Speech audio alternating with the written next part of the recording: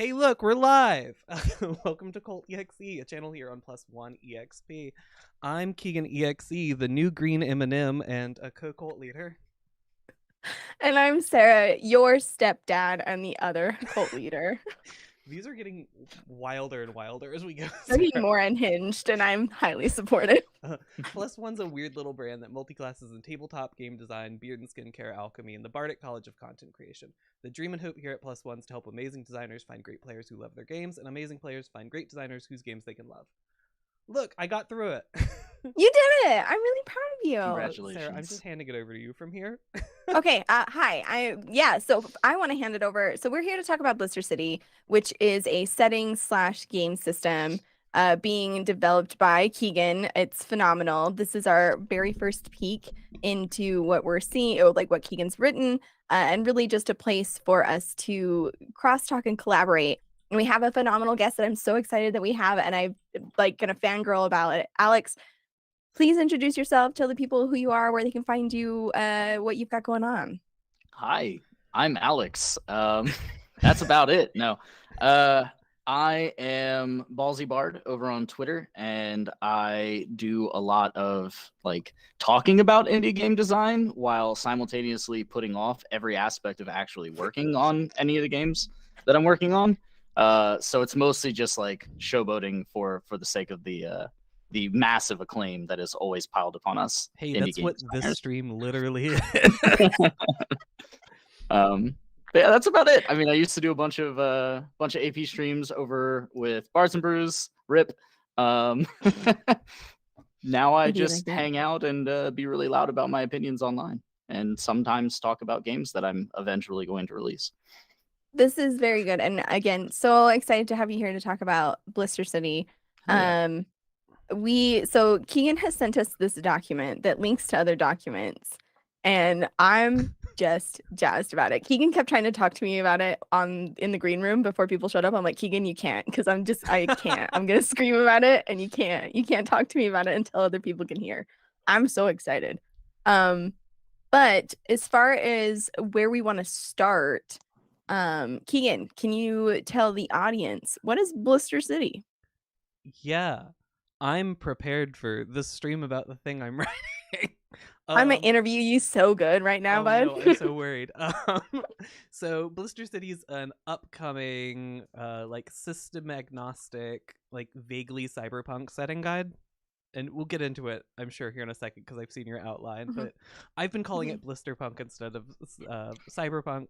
We have our reasons for it. But yeah, it's primarily designed as a setting guide to run other cyberpunk games in.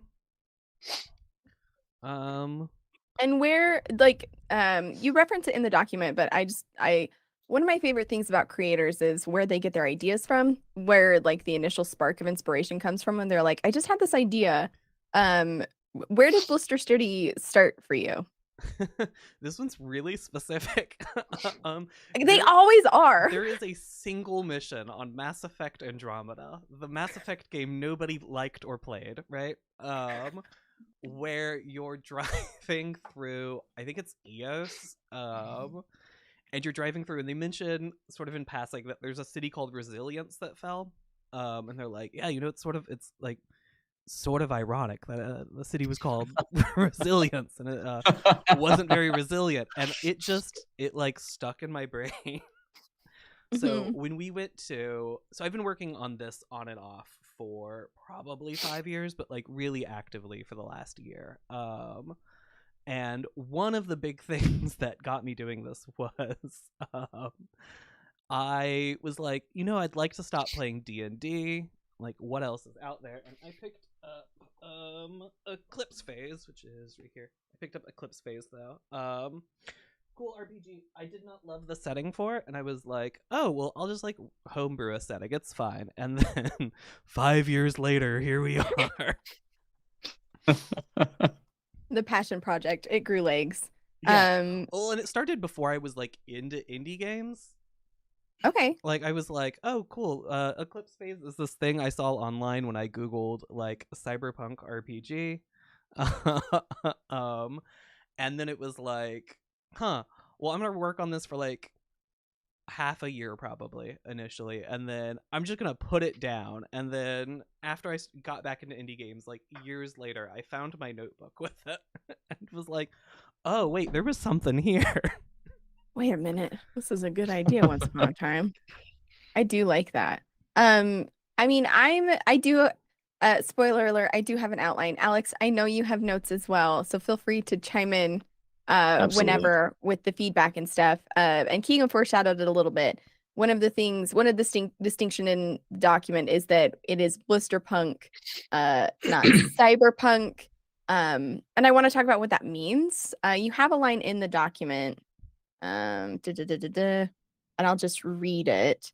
It's cyberpunk without the corporate watering down of punk themes of direct action, DIY ethics, and anti-authoritarianism. If cyberpunk is about fashion and nihilism, blisterpunk is about function and direct action. Why make that distinction is really the thing I want to talk about. So in my fucked up little brain, right, there's this sort of idea that cyberpunk has been, as a term, co-opted by companies that make too much money to really say the thing they are doing is punk. Right? When you think about cyberpunk, you think about like Cyberpunk Red, or you think about Cyberpunk 2077. It's, you're thinking a lot about one company. Tony, I'm not talking about the fish knife expansion. It's too soon. Yeah, but no, like you start to think about cyberpunk, and there's all of these like big corporate ideas for like what cyberpunk is and sort of like what punk is. And then like when you start looking at like what they draw from, it's like the things they're drawing from are frequently like very racist, like neon drenched future Japan, right? Yeah. And it's like, is that punk, or is that white people trying to sell neon lights? Right. Yeah. That's fair and valid. You actually you have a line, and I'm obviously paraphrasing. I guess I could just open up the document. But you have a line that basically equates to these corpos have names and addresses. Yeah. And that really stuck with me on like my first, second, and third read through. Actually, that really stuck with me, because like to me, that right there is the huge difference between like style and substance, which is what you get from Cyberpunk and Cyberpunk Red, which, don't get me wrong, I love. I think that's it's fun. It's flashy. It's fun, but it's not punk. You know, it's very much towing the line. But the attitude, but doing it like, in jackets and instead of jackets and neon lights. Exactly. But the attitude here, you establish pretty much immediately. Like that's one of the earlier lines that really stuck out to me. First page. Yeah, first page, right? Yeah. So you establish pretty much right away. It's like no. This is more about being pissed off and fixing what pisses us off. And I like that a lot. Like that really, that was like a gut punch. Yeah. Yeah. Sorry, I'm gonna chime in. It's a gut punch, and like we might not fix it for ourselves, but we're fixing it for like the city itself. It was another theme or like constant message throughout the thing with like factions and your group and everything present, and that's what I really liked as well. And we'll talk more about it, but the immediate sense of community that's established, I thought was sick as hell. But anyways, go ahead, Keegan. Yeah, no, I was just gonna say, we mentioned like Alex mentioned like what I don't remember the exact words we just used. But yeah, there's literally a line here. If cyberpunk's about fashion and nihilism, blisterpunk's about like function and direct action. There was an episode of RTFM where they read through the first cyberpunk game or whatever, and the whole cyberpunk's about fashion and nihilism is something, I think. Oh, sorry, Tony. I think it's something that they say directly, like in the episode, was that like some of the biggest touch points are fashion and nihilism, and it was like, yeah, okay, that's a great description of the exact thing I'm trying to stay away from. And that tracks, and I think I'm just gonna go section because we're in like the about Blister City section. The other thing that I was really excited about was the tech level established, where we're existing in what was it, post space travel, but we haven't figured out light speed. So it automatically gives Blister City sort of this Wild West feeling. Mhm. Like it's an outpost. It's going to take time for things to get there. So you're stuck in a situation, like you really are. Not only are you trapped on a planet where the atmosphere is poison, you are literally, it's just you. There's no cavalry coming, and if they are coming, it's going to take a while.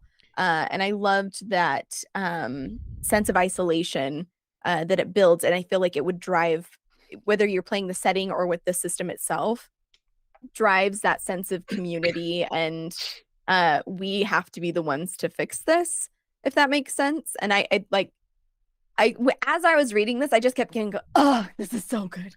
Oh, Right? Keegan did such a good job as I kept reading. It's like this kind of a paradox, but it's this like oddly hopeful claustrophobic sensation. Yeah. Where it's like, you know, it's the attitude like Sarah touched on. It's the attitude where it's like we're not in here necessarily to save ourselves. We're in here to save everyone. We're in here to save the future of this city because someone has to do it. Yeah. And I like that because cyberpunk tends to be, you know, you get the nihilism, so you get this kind of defeatist, really grim, really dark, like we're so late stage capitalism. Even acts of terrorism mean nothing to these corps, and like again, that's fun and it has its own place. And like if you want to do grimdark, by all means, go do your grimdark. But I like the opportunity in here for these campaigns, which would likely start kind of bleak, to eventually grow into something that does have a more hopeful undertone and does have this potential for like, hey, yeah, we're all going out in a blaze of glory, more than likely, but we're making a fucking difference. And we're going to step out, we're going to step off stage in a big flashy way, and it's actually doing something. We're not just style for the sake of style.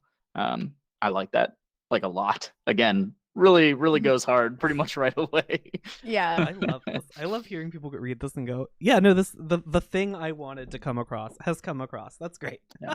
Yeah. I warned Keegan. I was like, listen, buddy, I hope you're ready to get gassed all the way up, because that's all this is going to be. Pretty much. Moving on to like the next section, unless there's any, because you go over some of the touchstones and inspirations for what it is. On some of these touchstones real fast. Yeah. Because the thing you specifically mentioned liking is the it takes a long time to get from point A to point B, like from Earth to Mars and back. And that's like a thing I drew directly from The Expanse, the book series for it especially. The passage of time between two places is so huge. And yeah, it was a bit I really liked. Other touchstones were like, you know, modifications, hyperviolence. We're looking at things like Ghost in the Shell. I already mentioned Mass Effect Andromeda. Yeah, sorry, that was it though. I just wanted to touch on space travel for another second. Yeah, I think again there's a whole bunch more, right? Because though it says it's Blister City, you've already expanded the setting to outside of that, where you have established that there are dead cities and there's so much cool shit there. But for the sake of kind of getting through this and getting constructive feedback and all of that, I'm going to move us to the next section, which I feel like needs to be a given in any RPG released ever, is safety tools. This is my chance to hop on a little soapbox and just say, use safety tools in your games. Make sure that they're built into your games. Every it game takes 2 too, seconds. even games with your friends. Sorry. Yes, 100%, especially games with your friends. Like I love that they're included. They should always be there. You are using lines and veils, stars and wishes. You make some additional recommendations to the X card and script change. There's a bunch of others, but lines and veils and stars and wishes are phenomenal safety tools. They're quick. They don't really get in the way of play. They just facilitate play, because I think a lot of times people think safety tools are some legally binding contract of this is the way we can't have fun, and that's not the case at all. But I just wanted to take a moment and be like, this is very cool. Everyone should do it. Listen, I'm gonna jump ahead in my outline. Yeah. I was gonna say, so here's an interesting thing, right? Is there's like at the beginning, as I mentioned, it's like a system neutral. There is a attached system to it. I forgot to tell you all this part, but I have fully stripped the system out and rewritten it in a second document. I figured that was the case because like I was going through it and it just kind of like there was stuff there that felt, I was like, either it'll explain itself later or this is somewhere else, but it's not really important to me reading through this setting, if that makes sense. Yeah, which was just to say, if we skip over all the this is how the game works bits, that's great because it doesn't even use d20s anymore. I want to skip over it to come back to it because that's one fine. of the things that I loved, like I am obsessed with, like the factions in the setting and the way that you've designed them. I am completely enamored. I love them. I'm obsessed. I think it's the best thing ever. This is a GM's like gift that you have given. The limitless potential of what you've created with these faction plays is outstanding. And like the systems already GMs never roll, but this just creates an immediate dynamic for drama, intrigue, all of the things just from having a table. And I'm obsessed. It's the best thing I've ever seen. It's pretty great. Yeah, so there's like more than a dozen factions in here. I'm trying to remember how many there are, and there's a lot. But the big like 8 factions here each have, and it's up on the stream right now, each have a little table here that when you do things for them or you do things against them, you'll go up or down in their like favor, and then they have little boons or banes they can provide based on sort of like where you're standing with them, and if you're working with or against them at the time, which is what we were talking about here. They're very cool. So this is a thing where I was playing in a Blades campaign, and you just sort of like track factions and how much they like you in Blades, and then there's nothing to do with that information. It's like, okay, cool, -1 through -4 on a faction, nothing changes in Blades. And then you hit -5 and it's like, oh cool, now they're openly at war with you. And it's like, okay, cool, what does that mean? Like, what does a -1 look like versus like what does a -4 look like? And I was sort of setting out to fix that problem for me because I ran this so I ran a campaign of Blister City at home, sort of to play test it, also just to have fun with my friends. That ran like somewhere between 6 and 9 months, probably. It's like a longer campaign, but it used a Blades in the Dark hack to is what we were playing it through. So some of this was like, cool, this is information for me, the GM, to have, and it's like, great. Well, if I want this information as a GM, I should put it in the setting guide. And go for it, Alex. Sorry, it's no, you're good. It's funny that you mentioned Blades, because you mentioned it in the chat earlier, and I was like, "Oh, you sweet summer child!" I am going to go ahead and just read my word for word my notes that I wrote.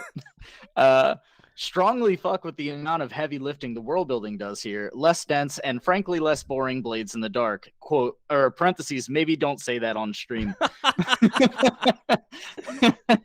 Yeah, I was like, I'll say it. It's fine. Blades does factions, and it does them. Don't get me wrong. Again, like I don't want to disparage any existing systems or anything because like it kind of set the precedent for what you built off of here. And I think it's interesting, but like you said, it doesn't do anything until so late into the game. It just doesn't have any real impact and nothing that you see. Whereas right from go, your factions not only have an impact on like mechanically on the game, but just from reading where everyone stands with each specific of at least the core 8 factions, which you could definitely take further from the information you've given. But at least on the core 8 factions, I could run an entire campaign off of the politics between each of those factions. And as a GM, as a professional GM, That's so amazing to have something just have all of my work done for me. It's like 100%. oh, how long did you spend on this campaign concept? 45 seconds. You guys told me how you liked each faction, and then I just ran with that. Yeah, and what's phenomenal about them though is because you've got the core 8 and you have the others, which I also want to get into, because the level of detail that you've gone in with the core 8, where they have a history, and then the different levels of favor and I guess hatred. They're all uniquely blended to them, because it's very easy to be like, and then they try to kill you. You know what I mean? If they hate you so much, then they try to kill you. But that's not really what happens across these different factions. They're more subtle and nuanced than that. So you can have multiple factions that you've pissed off that are making your life hell in different ways, or helping you in different ways. And what I loved about it is their goals and ambitions can be aligned, but cannot be aligned. So you're forcing your players to make complicated choices of, I think in my notes I'm like, what was it? Do you try to get in good with uplifters anonymous to get their help covering your back as you hack into a system, even if it means losing reputation with someone else who got you to that point, right? Like it introduces this idea of using and dropping factions as it benefits the player's goals, and immediately builds in consequences. I think the hardest thing as a GM is determining what level of consequences should exist, where they should come from. This takes it completely, and it just gives it to you. It just says, here you go. Focus on the stuff that and make it yours, but here's the framework to actually do what you need to do. And that's what good setting guides do. Like, they give you the flavor to then go play with, instead of being like, well, there's a town that exists, I guess. Like, you have given them all of the structure they need in just those 8 factions, let alone all the other ones, which are very cool. Yeah, there's this idea here. It's like not really written, but like we want to avoid running a game where the GM like feels like your adversary, like as a person. Yes. And sort of being able to be like, hey, if you have -3 with let's say you have -3 with Uplifters Anonymous, right? The systems here have recently been awoken on your mission, and they consider you a threat, expect turrets, cameras, and other tech to be actively hostile towards you, and you find it harder to sneak.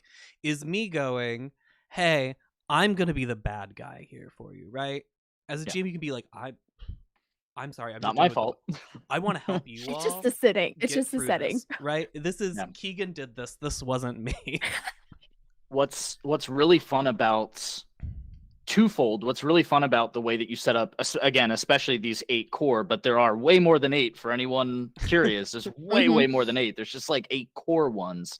The way you set them up, one does the thing that I am a huge fan of, and I go absolutely nuts for, where it's soft world building, right?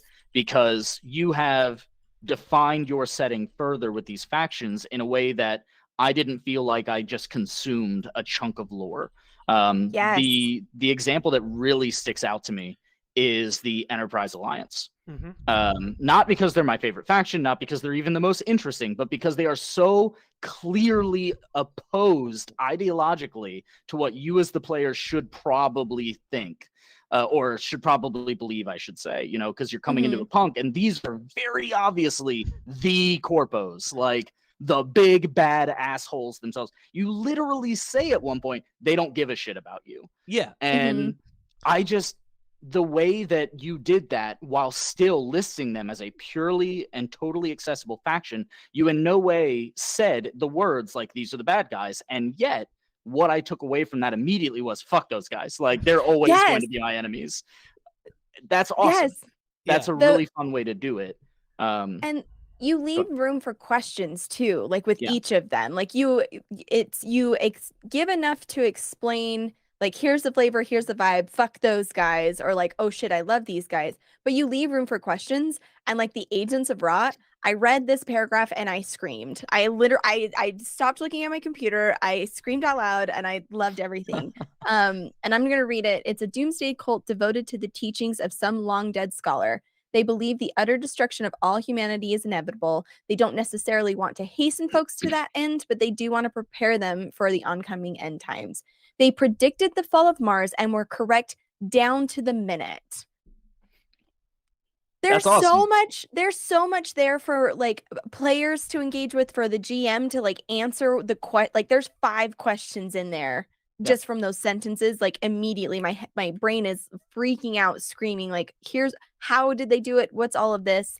And I did have a question about like the mechanics of how it works. So I'm going to pivot just a titch. Yeah. And unlike most other factions, you always have access to the Agent of Rot's boons and banes. So can you talk a little bit more about that, just for my own clarity? Because I read that and I'm like, I think I understand what this means, but I'm not sure. So in faction play, just like in the top paragraph, I mentioned in most missions, you're working with one faction, you're working against a second faction, right? So usually what would happen is like, oh, cool, I have a Bane from the Gravediggers and I'm working against them. So they're negative on the table. Comes into play. With a group like them, and I think I have it on one other faction. It's the Church of the Gun Runners, which also impeccably described. So good. I continued. I would read something and I'd just sit with it and be like, this is just very good. But so the Agents of Rot, unlike other factions, you always have access to them. It's just like, so their pluses are like, you can always hide in one of their churches. You can always like look in their shops. Okay. So their things are like, you are much less likely to be working directly with or against them in play, just because like they're more like a passively active faction, but like you still have the potential to fuck up, which again is phenomenal. Yeah, you can still fuck up. You can still make friends with them. They're just less impactful in play. If they would be significantly less impactful in play if the way they were written, you weren't always able to be like, hey, can we hide in your church for like an hour? Right. Oh, so good. Getting to some of the other factions again, like, so we don't have the table breakout, but you've done such an excellent job of demonstrating what. Go through all the factions real quick. Yes, I would love that.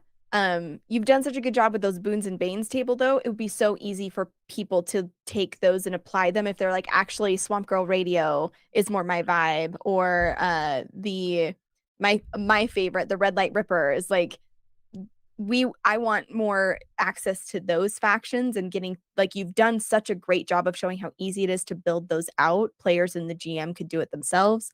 And I think it's phenomenal. But yes, let's run through the factions really quick. Cool. We'll get back to Swamp Girl Radio in a second, but just shout out Aaron King. I fully copy pasted Swamp Girl Radio from one of their games, and I'll pull it up next time I'm not talking. Or Aaron, if you're still here, you can just drop it in the chat and I'll yell about it again. But it was like a Fallout inspired faction for one of their Fallout games, which is great. Anyway, let's get into the factions real fast. So your first faction is the Gravediggers. So they're bots that are sent by the Crusade, and we haven't gotten into the wild amount of history in this game yet. But they're bots sent by the Crusade. They were designed to clean up the bodies that are in the dead cities. They may or may not be sentient. But you can pass messages between them. You can get information from them. They seem to know a lot about the city, and you can like buy secrets and stuff from them. That's the Gravediggers. Uplifters Anonymous is a group of hackers that work in the upper parts of the city. They break into corporate systems and they make them sentient. I don't explain what that's like. No, but that's perfect though, because it gives the game itself the opportunity to describe what that means, and gives them ownership over that part of the lore. Like you're not, it's not like preaching at someone, you're giving them like, hey, use this tool however you want to do. It's not like overly prescriptive of how it's applied. And as the way I enjoy games, and I know this isn't for everyone, but the way I enjoy games is give me that spark of inspiration that I need to run and find the story with my group. Don't tell me like, and then you go to this place and you talk to this person and they tell you these things. Like, this is so much this is infinitely more interesting to me. It actually to be a little bit game design nerdy on main, you kind of, with the way that you do it, you kind of introduce an additional axis of play, and it's not one that has to ever be addressed, but it can be, and it's where you kind of turn this into a world building game a little bit, because you give them enough that they already have a backbone, and it's just something to add on to. But I mean, I could very easily see these kinds of questions turning into player and GM dialogue, where it's like, well, why don't you tell me what that looks like? Why don't you explain to me what happens when this faction shows up? Like, what do they look like? What do they sound like? How do they dress? Why don't you tell me these things? It's very yes and I like that a lot, because it's always fun to have something that can fulfill multiple different sets of value. And having this go from, not only are you providing me factions, which provides me story beats and provides me quest lines and things of that nature, but you're also giving me the option to further incorporate my players into this game and into this setting to truly make it their own game in their own setting. It's like the peak replay value, man. Yeah, I sort of like the idea that like the factions are going to be the same, but the world is going to look very different depending on who's like actually in charge of it. What I find so beautifully ironic about this is this Blister City is a contained unit that's like bursting at the seams, but when people actually play this game, it is infinite possibilities. Like, this city is vast and huge and ever changing and ever growing. And when I read through this, that was what stood out to me immediately, is I can play this game forever. I can play this game forever if I wanted to. And every person that I play with is going to be completely different. And like the exponential crisscrosses of just the factions alone, let alone the locations or the who's or like the punks themselves. Just the factions have given this setting more grounding than most most things that I've interacted with in the TTRPG space, frankly. It turns it kind of into like that monolith, the way that Night City is kind of a monolith in TTRPG space, where like everyone's Night City is going to be the same Night City, but no one's Night City is going to feel the same. Every single table is going to have their own Night City. And Blister City is the exact same analog there, where it's like the city is what it is. The factions exist, they do what they do, and they are who they are. But every single one of you is going to view that in a different way and enact that in a different way. And I think that's really cool. Yeah, thank you. I just keep being like, thanks, I'm going to keep reading now. keep reading it. So we talked a little bit. No, you're good. We talked a little bit about Enterprise Alliance and them being corporate Enterprise scum. Alliance, they're a crypto company that's also Facebook. That's all you need to know about them. They're bad guys. There's AresNet. They're one of, if not the only, real location outside of Blister City. They're a weapons manufacturer that is housed in like a warehouse a few miles from the city. There is the Children of the Red Sands. They're survivors who we really have to get to the history of the city at some point. We will.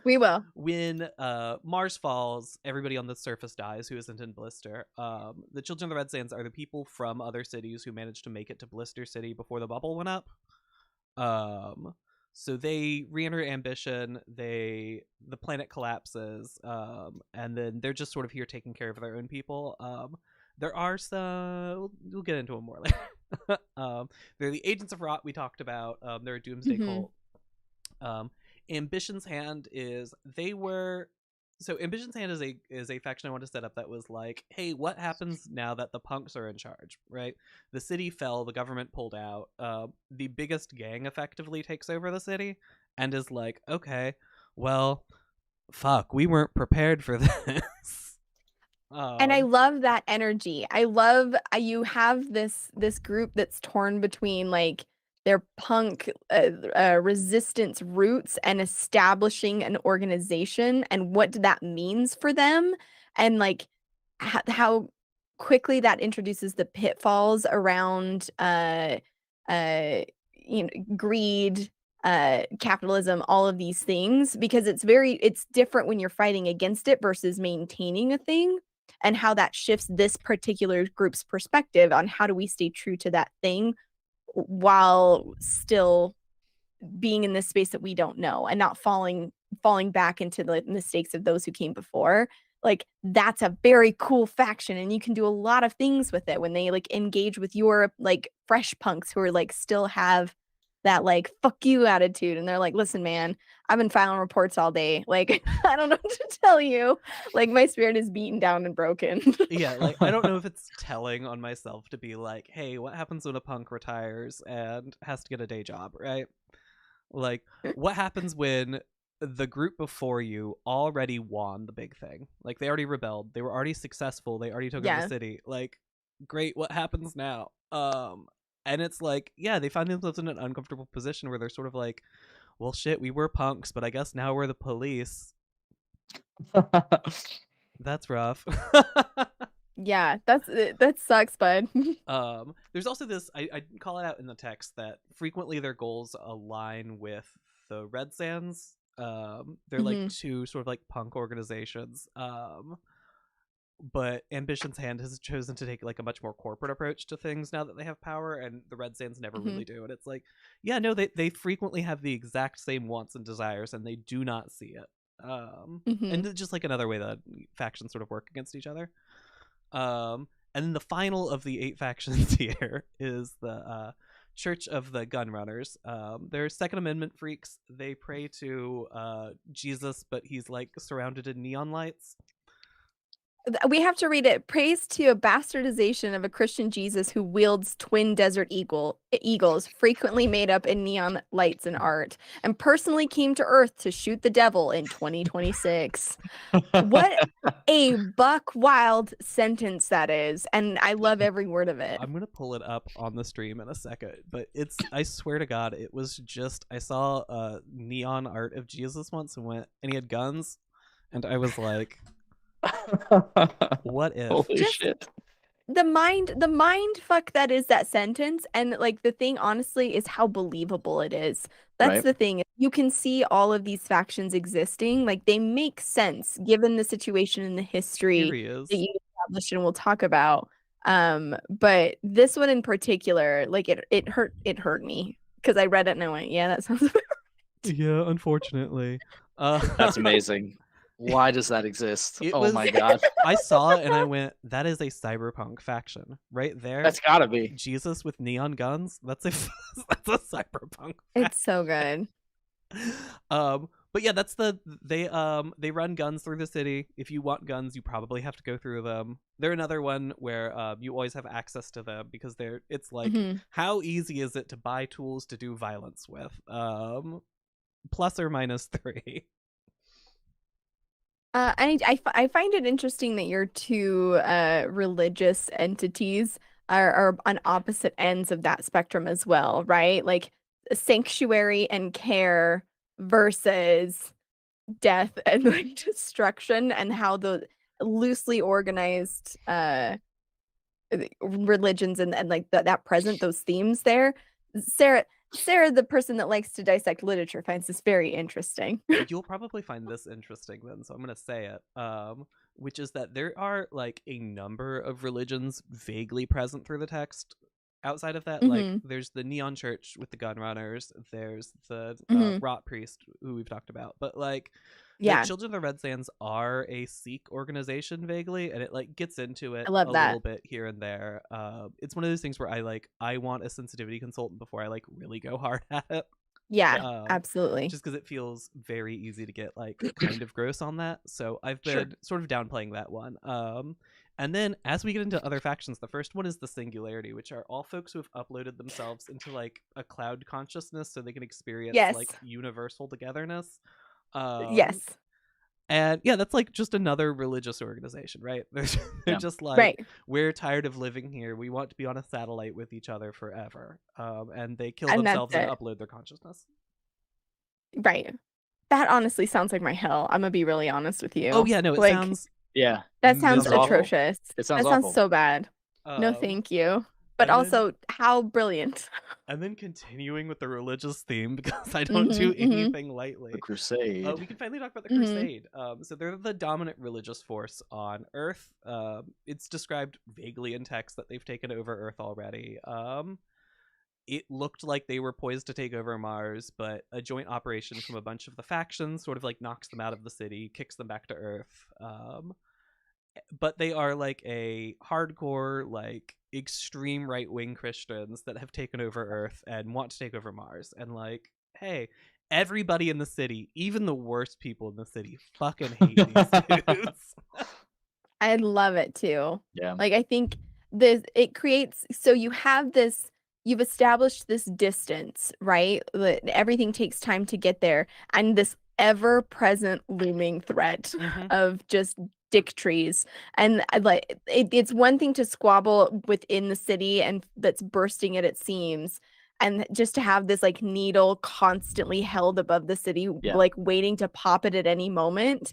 It just creates this beautiful tension and sense of urgency for resolving these conflicts between the factions. Like, you have to move quick, you have to move fast, because the Crusade could show up tomorrow and we're going to have some level of our shit together, or we're all going down. Like, I think that's brilliant. The Crusades sort of here like as a like ever-present threat, right? Like, yes, but they're also like, hey, a bunch of us suck, but we're not those dudes. Yes, like this strange unifying force. On our worst days, we can still team up and kick their ass together. I think it speaks to, Alex, your point of optimism. Yes. Like that there is this sliver of hope, even if it's just we're not the worst guys. Yeah. There's it always could be so much worse. Yeah. It's funny too, because I am a big fan. Keegan and I have talked about this. I'm a big fan of wearing my inspirations on my sleeve. And it's very much the Cowboy Bebop deal, where like Earth is a shithole, man. Like, it sucks. No one wants to say they're from Earth. Like, it sucks. You don't want to be there. But by the same token, as much as Mars is supposed to be like the luxury city, it's like, yeah, but capitalism has kind of gone rampant there. So like no one can really afford to live. And it's kind of like also a shithole in a different way, where there's like this rampant class disparity. And you've kind of done that a little bit, but it's more like what Sarah was saying, where like rather than, hey, Earth is a total shithole, let's go to the shinier shithole. It's more like, this is a shithole, but it's my shithole. Yeah, it's like, hey, this place kind of sucks, but like it is kind of also the last bastion of what could be good. So maybe don't write it off. Right. That sense of ownership and hope, because I feel like that's something that certain things, like when you're driving towards grittier, darker themes, it's very easy to fall into everything's fucked and everything's ruined and it's never going to get better ever, and so you might as well just become the monsters that exist here. And like with TTRPGs in particular, it's very easy to fall into that hole, right? But this setting has hope built into it. Like, the city's called Ambition. Like, it's built in such a way where there's always a way to make things better, even if it's not for you. It could be, but for at least the people around you. And that's a continual thread of optimism, community, is phenomenal, because it makes it so you can explore those darker, grittier themes of corporate greed and like the stuff that we experience every day and can feel very hopeless about. But this gives you like, or like there's always something, right? Like the worst case scenario, the Crusade comes and we all just kick their asses and we have a good time doing it. Like, that's really the worst case scenario, right? And here's an interesting thing with the Crusade and with space travel we're talking about, right? So it takes a number of weeks or a number of months to get from Earth to Mars, which also means that like when it's time to kick their ass, everybody knows they're coming. Yeah. The Crusades is winter. I love it. Right? Yes, the Crusade is coming. But it's like in my notes I called it like it makes it feel like the Wild West, right? Yeah. Mhm. You know that there's a train coming from Missouri, and there's a gunslinger on it, so you have just enough time to get prepped, but also there's shit happening in your town. You have to get like all the people together to like do the thing and face the challenge and all of that. And it's just like and that's just we haven't even gone through all the factions yet. Yeah, I'm gonna Having just gone through the tear factions. ass through the rest of them real fast, and then we can just be done Yes. with factions, right? So there's the Kit Bash. They're a group of like they're I love these. designed to be like your group but worse. Like they're a small Yeah. group of punk kids. They very frequently overextend themselves. And They're find goblins. themselves they have like no chance of doing the thing they want without significant fallout. It's like your job with this group is to come in and be like, hey, You gotta get calm your down. shit together. We're gonna They're help goblins you. and kobolds, man. They're the little Yeah. the little idiot fire starters. There's the voxels, they run drugs. There's the bouncers union. They're not really a union, it's just a bunch of bouncers who got together and are extorting all of the bars in the city to get money from them.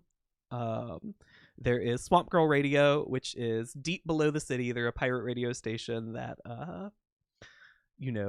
sends out like punk music, monkey wrenching instructions, revolutionary text. They're like, hey, we should do punk things. We're on the radio, right? There are the Diamonds, who are the rich people in the city who just sometimes want to do violence. So they'll like put on a mask and beat the shit out of someone and be like, oh, the gangs in the city are real bad.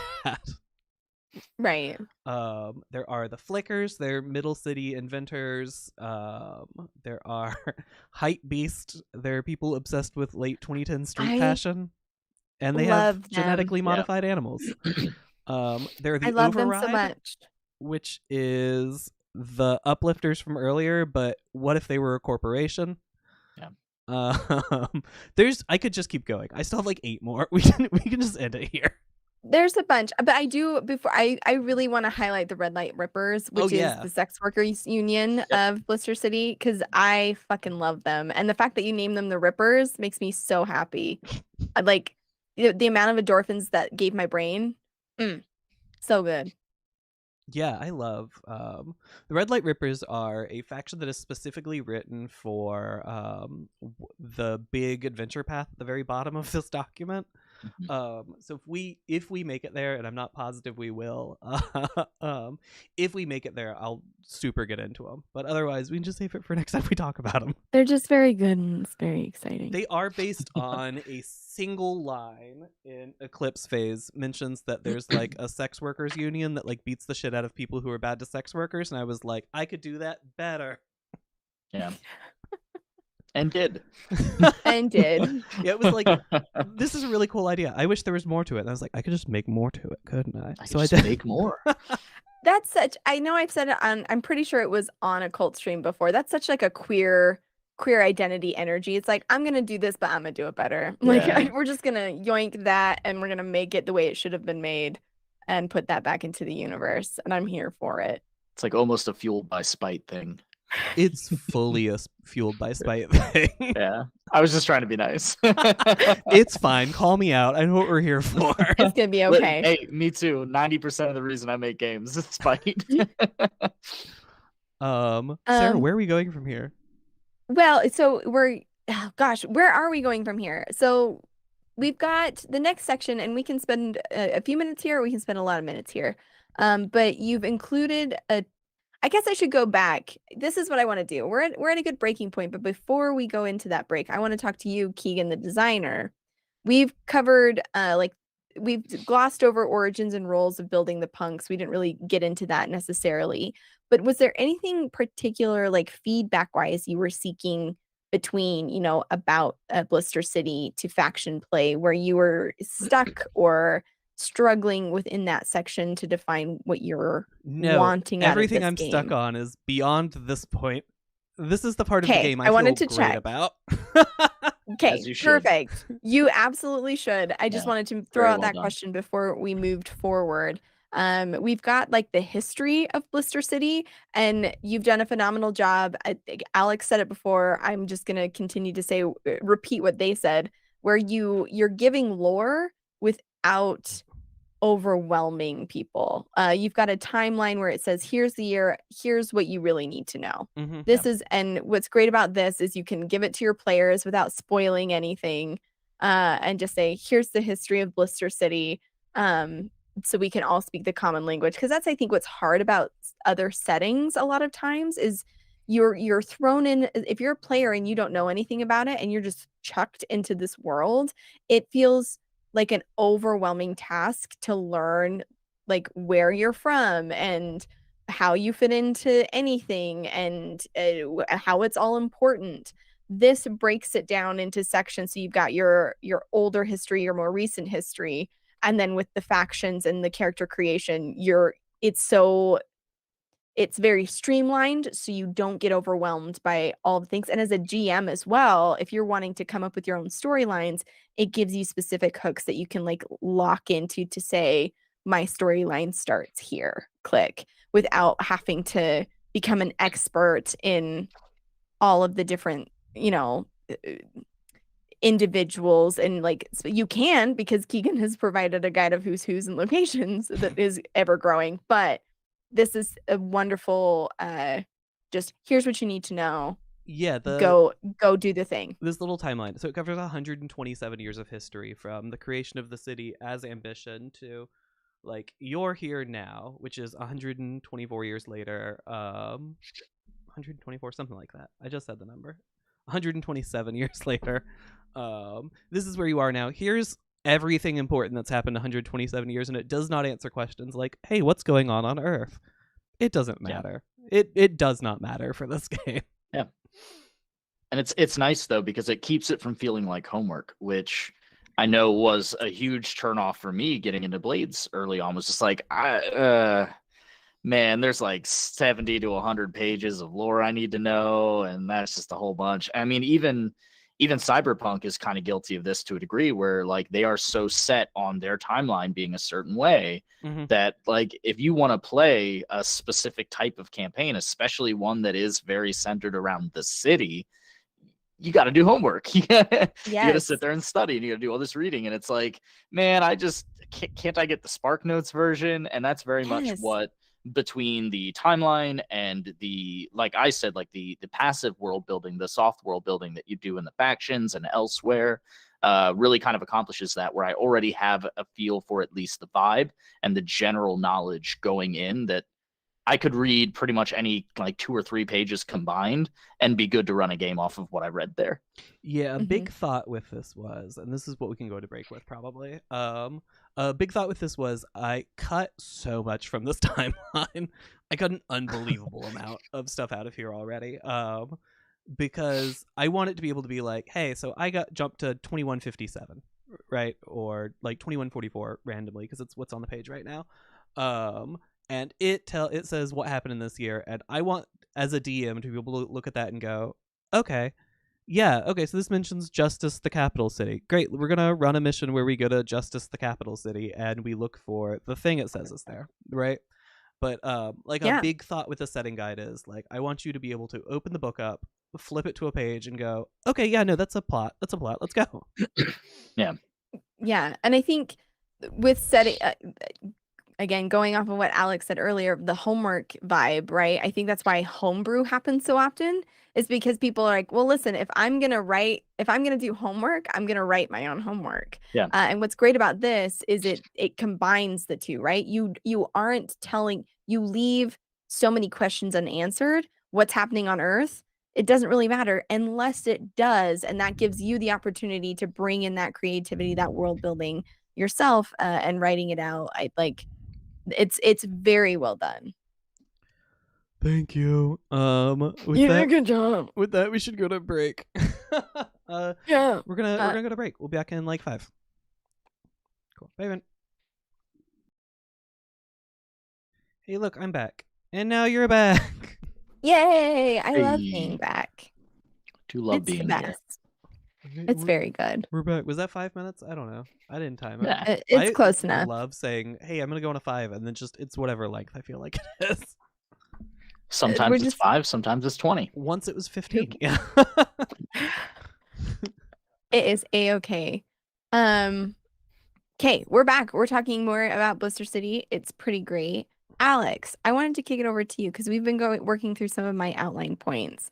We're talking through the back half. Is there anything you want to specifically call out to start us off with? All right. So I have some fun notes because I take notes like a certified grippy socks jail person. I wasn't wrong.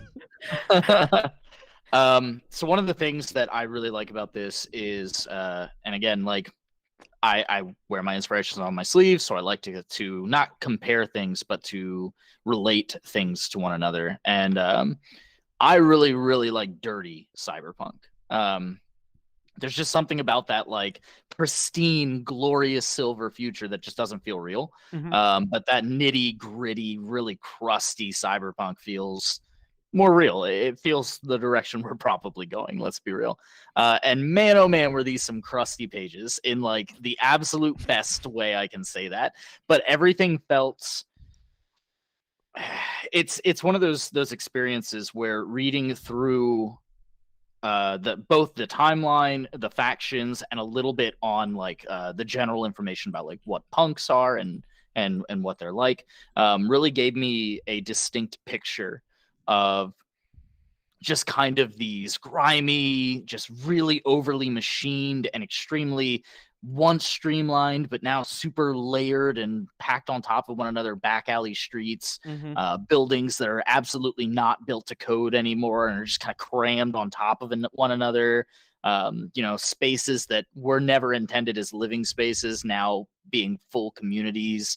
And it just gave me that very, I hate to say Blade Runner because like Blade Runner is so steeped in those super icky racist tropes, but man, oh man, is it striking, and it really nails that striking kind of dystopia, future, far-flung view. And for me, I really enjoy when, especially settings are so so distinct in their image that you kind of start to picture and create and build as you read. It just lends itself more to what Sarah touched on, where it's just easier for me to pick this up because even as I read, I am passively picking up vibes. I'm passively coming up with like, ooh, that makes me think of like maybe a weird like little sweatshop packed in a back alley. Like it just it keeps popping up the ideas and keeps propagating itself, which is something that I cannot begin to speak to the usefulness of, because there is no worse feeling on earth, especially if you're doing it paid, but even if it's just your friends, there's no worse feeling on earth than coming up dry when someone asks you a question. And I never want to come up dry. I don't feel like that's a risk with Blister City because it is steep. It's like, again, Blade Runner is really icky, guys. It's awesome. It's so cool, but it's really icky. It's so steeped in the most racist tropes of cyberpunk. But Blade Runner does a really good job, especially when it does the panning shots where you're just like, you infer so much from those quick 20, 30, 45-second shots where it's like, things about the world that are never said anywhere. They're never put to words anywhere, but this for a fact because you saw it. You saw it happen. And it's kind of the same deal reading through this, even as a rough, even as like a design document, reading through it and just being like, wow, I already have ideas. I already know exactly what my setting looks and feels like. So that was one of my biggest points. And I come to it, I think I literally write that like 3 separate times in my notes. It's like, man, I'm seeing this right now, or I'm looking at this. I literally, hang on, there's one that's just, fuck, this is cool. I don't know what that was supposed to be associated with because I wrote that in regards to something I read and I just didn't link it.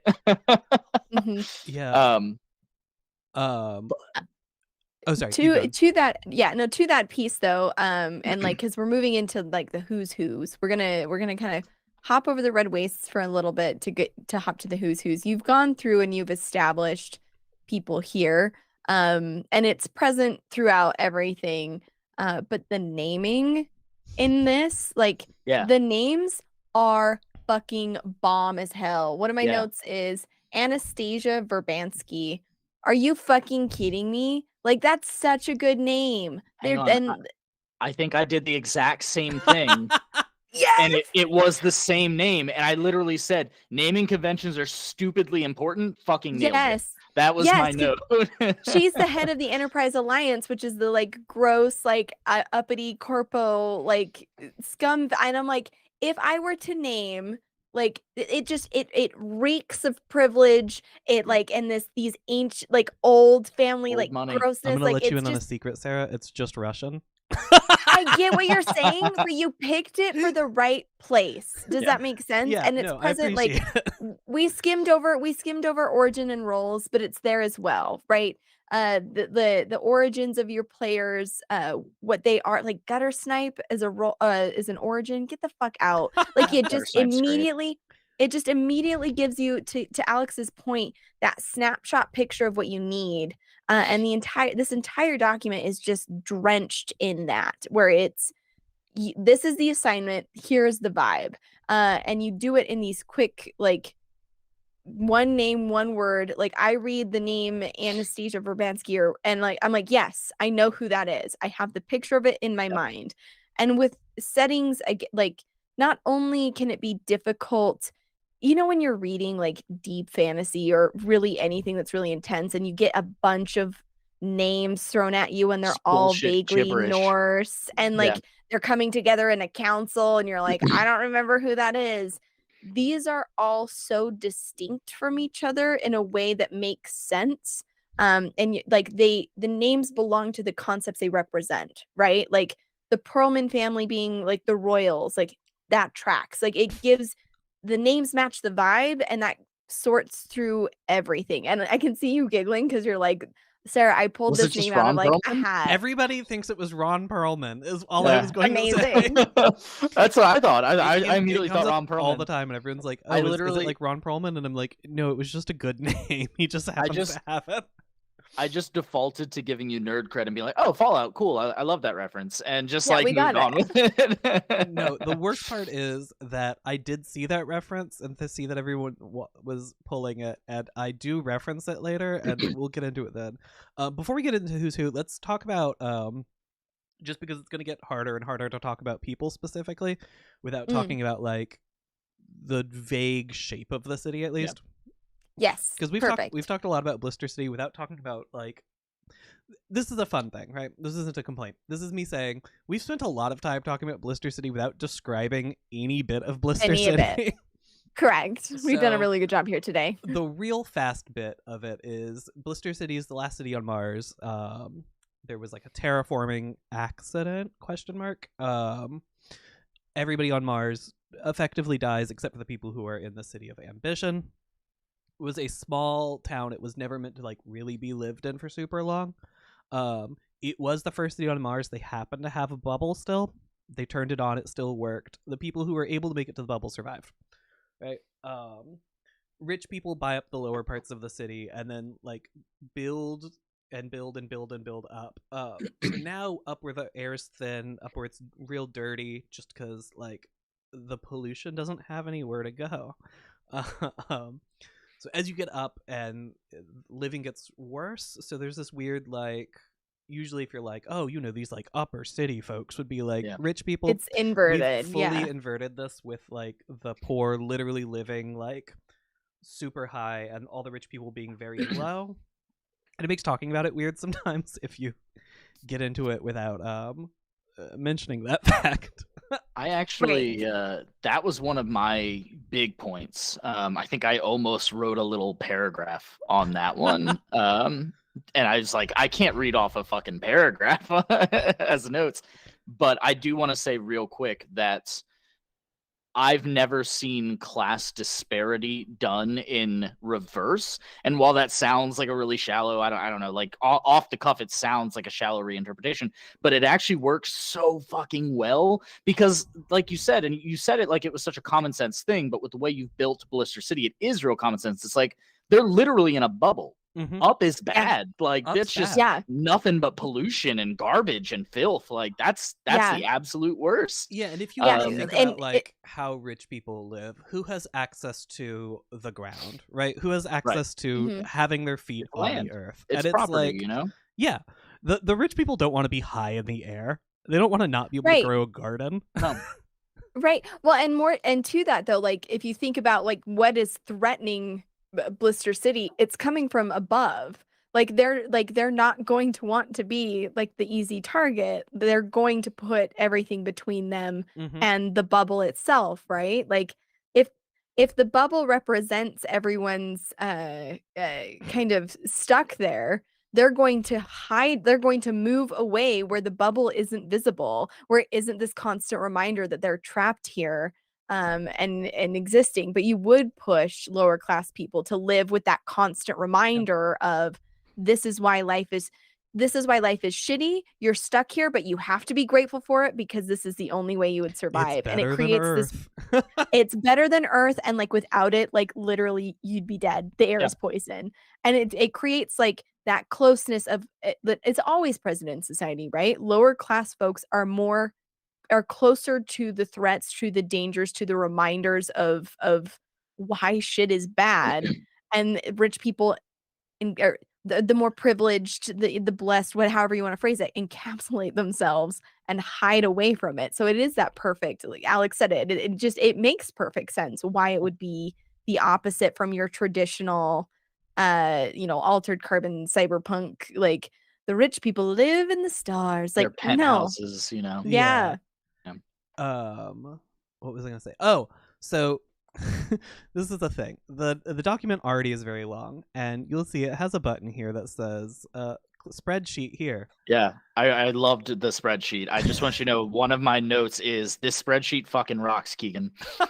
Yes. So this spreadsheet is low-key. It's 108 different locations in the city that I've been slowly working on. A lot of them are like things where, like I said, I played a campaign of this for a while. And a lot of this is people would be like, oh, like I want to go to a place that would have this. And it'd be like, great, let me fucking add it to the location sheet. But it's broken into the lowers, the mids, and the uppers. And then it's 6 districts, each with 6 locations in it, which is to say you can roll 3d6s and get a location, which is another like, hey, I want to make this like a little easier on the DM, right? Like, I need a mission. Someone roll me 3d6. I had Sarah roll 3d6 before we started, just to talk about this a little bit. And we ended up with the miasma processing plant down in the lowers. It's a grimy building on the edge of town. It pushes up against the spaceport district. And then you can see the sheet has sight, sound, smells, taste, and then general notes about each location. So sights, you can see it's grimy buildings. You can see massive plumes of toxic smoke pushing upwards. Yep. It's right below the smokestack district, which is above it. You can hear workers yelling back and forth. You can smell the smells of miasma. You can taste the miasma in the air. There's iron in the air. And then there's some notes. This is one of the greatest treasures of Mars. Here's how miasma works. Blah, blah, blah. Yeah. But that's just to say you can do that anywhere. And then, as a GM, it's like, oh, cool. Yeah, I can use the miasma processing plant. Like, here's what I would put in it. And you can just go from there. We need to just really talk just super quick about that row 19 though, and how it's changed my life forever, and it's very good. I just need to say that out loud. It's very, very good. One second. I missed it. The row 19 above miasma processing plant. Oh, it's Elon just very Musk good. Memorial Wastewater Treatment Facility. It's and so how it named was after Elon Musk because he claimed he would colonize Mars and he was unsuccessful. My note to that was LMAO, fuck Elon Musk. That's a note so good from before he bought Twitter, and now it feels better. It's good. It's a very good note. But again, the thing that's great about this setting guide is it's showing the GM how easy this can be and how to make it their own. Because even as they're looking at this and like as Blister City grows in these campaigns, like being able to add their own locations where they are, how to track them, how to have all of these resources, because again, when particularly new GMs, it's really hard to know where to start with this kind of stuff. This spreadsheet is the source of all of, like, answers all of my anxiety as a GM of like, where is this place? What can I do there? Like, being able to interact with stuff. I'm always like, well, there's a house and it has a thing in it and it's pretty neat. Like, this like takes away a lot of that anxiety from a game running perspective, because it gives you what you need to make it either interesting or important, or just to throw at them for flavor's sake of, and this is what you can see, and makes it feel lived in and real, and it builds that confidence to continue to add into it, right? Like, and continue to bring in what Blister City is for your party or your table or what have you. Yeah. So that's 2 of 108 locations. Let's skip the other 106 and go back to the Who's Who section. We can, but also the fact that there's a taste column is very, very good. You know, the taste column is there because I wanted to be able to be like, hey, you know, I talk in the text about how the upper city, the air is thin, the air is shitty, it's hard to breathe, and I want to be able to be like, hey, as a taste, the air here tastes fake. It like tastes recycled, right? But it also it's like really thin. It's very cold, stuff like that. And it was like, I guess that's taste. But it lets me just talk about air quality on all of them, because I feel like if it's a note you keep bringing up, it's like, oh yeah, no, we're in the shitty part of town. I can't fucking breathe. It starts to become kind of endemic to the setting too, right? Where you can kind of use it to establish tone really, really quickly. Is like, I could skip all of the fluff, which, you know, I don't mean to be derogatory there, but you could skip all of the fluff and literally just say like, it's kind of tough to breathe here. Like, the air's pretty shitty, and you're me like, oh, so we're in a shithole right now. Like, this place sucks. And that's the big thing with that spreadsheet, is that it got it went wildly out of control at some point. Because I have like done a big question is like, this game is big enough that like laying it out has become a problem. Because it's like, oh cool, it's 50 pages on Google Sheets, plus probably another 10 at least before it's done, and 108 locations in a separate spreadsheet, and a separate document with like different system guide in it or whatever. And I keep looking at that spreadsheet and being like, I have to cut all of this. So every time I've practiced it, there's like a few versions of it floating out there somewhere that are like, hey, you know, this is it'll be like things you can see. Here's 3 things, like taste, bad, thin. And yeah, I'm removing a lot of that fluff, because you're right. You could just go without a lot of it. You could, but I think that having it is a good thing. Like, there's a balance. I think with game design, there's a balance to be struck. You want to give people enough that they can hold on to and understand. I use the term like understand the assignment, because that's the most concise way I can think of saying it, but without lecturing them on what it is and turning it into an actual assignment. And like, I think that this is a good blend of, here's just enough of what you need, and adding that additional sense of taste is such a unique and wonderful thing to have, because I think it's something that people don't really think about, and it makes you connect to the location in a way that you wouldn't normally, right? Like, you don't really think about how a place tastes, but like, it is an element of that. And if you're living in a place where like how toxic an area is actually super duper important, it is an important distinction to have. So yes, you could cut it, but I think it has a use and a purpose that's that adds to the function of the game. I'm keeping the general like sight, sounds, smells, taste. I'm just shortening those so I have more room for the actual description of the thing, because writing a paragraph in each of those was maybe more than I should have written. Yeah, that's a big old chore you gave yourself there, bud. You know, it was a wild idea to be like, hey, what if I wrote 108 Logan? I just 100%. It's that thing that you fall into, though. You're right, but it's only like we'll just do 6 and 6 districts for 3 different. Like it's fine, and then like That's the fully exponential it nature should have of been 3 and things, 3 and like 6, but I went 3 and 6 and 6. yeah, and it gets out of hand. But at the time, it felt right. It made so much sense when I started. Anyway, Yeah. we were getting into Who's Who, and I backed us up so we could talk about the shape of the city. And Yeah, now we can go back yeah. down to it. Yeah, but it continues like all of the other things that we talked about. So we've got the naming, we've got the vibe, and now we've got the people and where they exist in here. You've done this very good thing of having rumors attached to each Yes. person. Mhm. Love this. Yeah, because it just, again, like you're continuing to layer on intrigue and opportunity for engagement and that for the party without ever telling them what to do necessarily. Because one thing that can be really hard about NPCs is knowing their truths, if that makes sense. And like this person like wants like NPC motivations are difficult, and generating NPCs can be difficult. Mhm. This gives you wiggle room. Like you as a GM can go, yep, that rumor is true, or I nope, wanted to be it is like, not. hey, here's some toys, right? Here are the NPCs Yeah. I use. What isn't just like James Perlman's like a great guy, everybody loves them, Yeah. right? So it's like, I mean, and James Perlman, probably the worst possible example of a great guy. This is a bad guy. You should hate him. So instead, it's just like, yeah, he's a nepotism baby.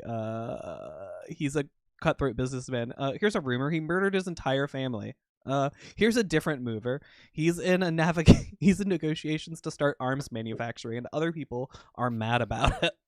Yeah. Because as a DM, you can go, oh, cool. That rumor, I don't like it. That rumor is not true, right? Or you can go, oh, that's great. Yeah, let's fucking use that, right? But it's like, okay, cool. Here's a few ways to use like 80 NPCs. There's too many NPCs. What I think's really fun about that too is you can go the entire opposite route and treat all of this as law, and you have a campaign that has already written itself. Yeah. It's done. The whole campaign is done. All you need to do is slot those pieces into where they fit, and you're good. And that's really cool. Like, come on, that's awesome. Did you all have a favorite NPC? I'm just wondering. Oh man.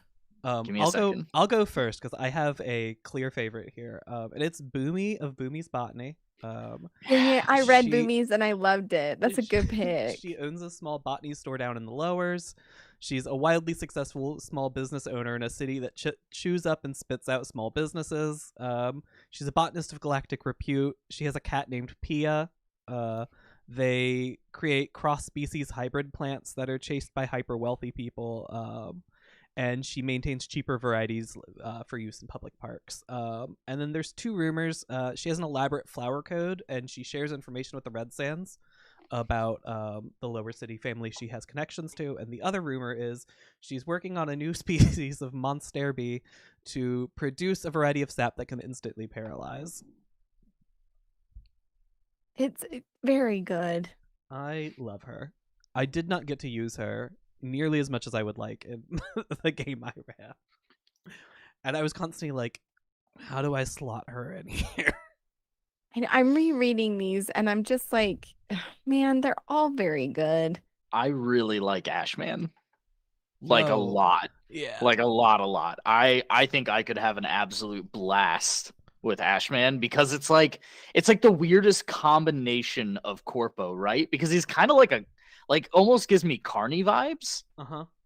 Like, but still very much is like a corpo and is pretty well off and you know isn't doing all that bad for himself. So it's like the weirdest dichotomy of places to come from. I really liked Ashman. Yeah, he is the leader of one of the 4 great companies in the city. He owns the single largest piece of land in Blister City. It is not Disneyland. It's Disneyland if you had to wear a VR headset, right? Because the future sucks. And then he has 2 rumors. One, the override claims to have a backdoor into his system. and they claim they can get in and out of anywhere in the district. They could be incentivized to share this back door for the right cost. His district specifically, none of the buildings are decorated, and everybody wears like VR headsets everywhere. So they just like they have a door that no one can see because they all have on VR goggles. And then the other rumor is he's looking to grow into neighboring district, and he's looking for muscle to encourage local businesses to take his offers. If you could convince his mercs to look for employment elsewhere, the locals would appreciate it.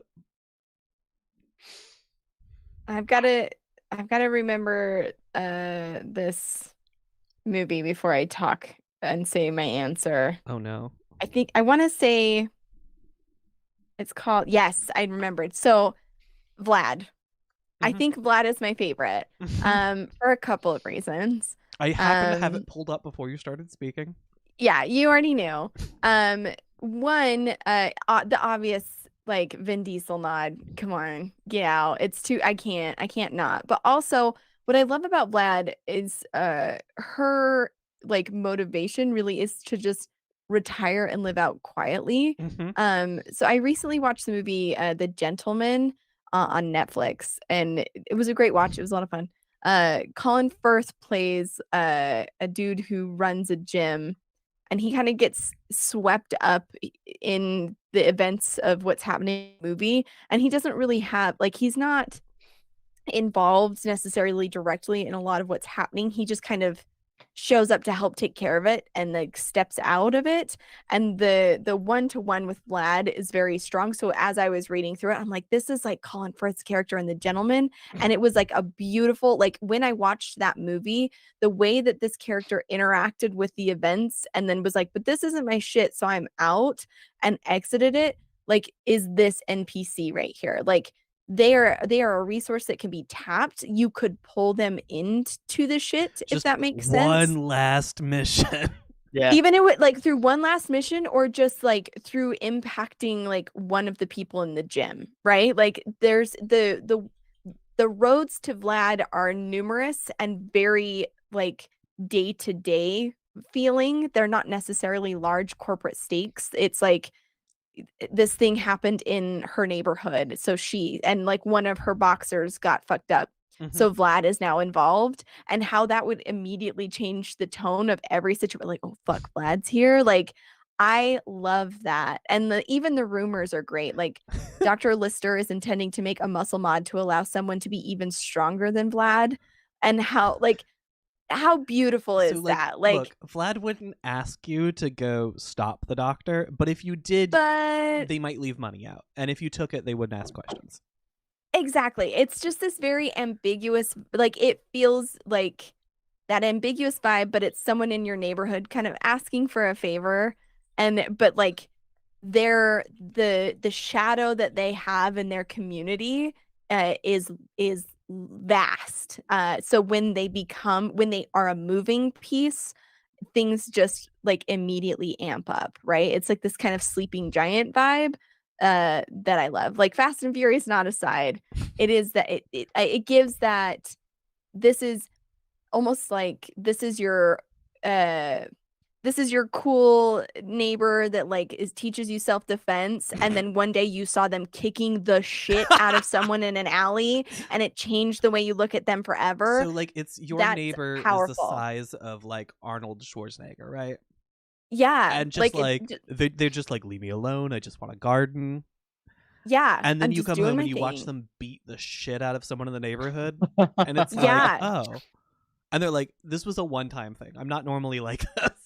Exactly. It makes it feel more grounded in like a real community, like a real, and I say real, but like relatable. That's really the word I'm looking for. A relatable sense. Like everybody has that like one person that was helping train or just seemed a little bit too put together or too reluctant to engage with certain things.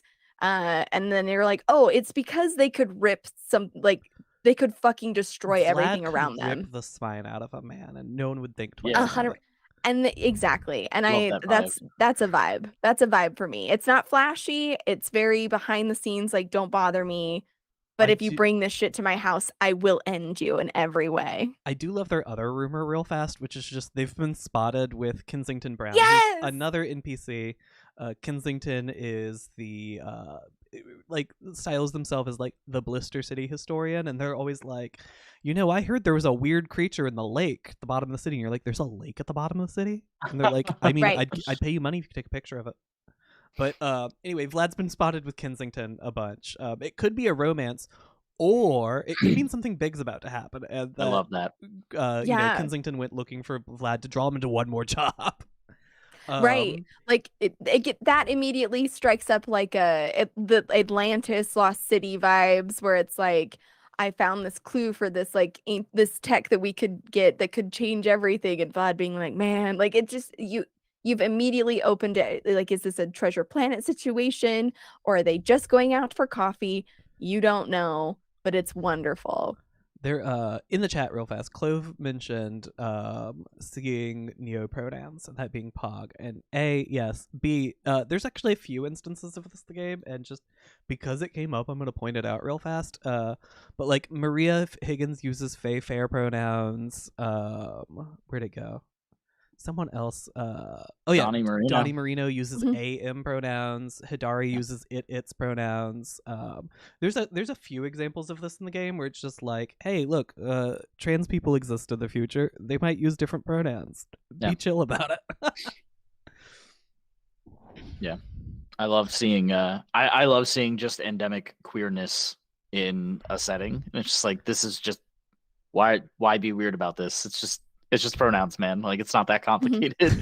I love that. Sometimes you'll see like non-queer people be like, yeah, I included a whole character with they, them, and it's like, okay. Good for you. One. You did the absolute bare minimum. Congrats. Yeah. Here's your gold star.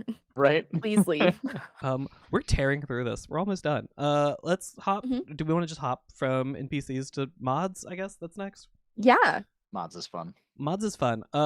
So mods are a whole system in this game. Let me put the spotlight back up.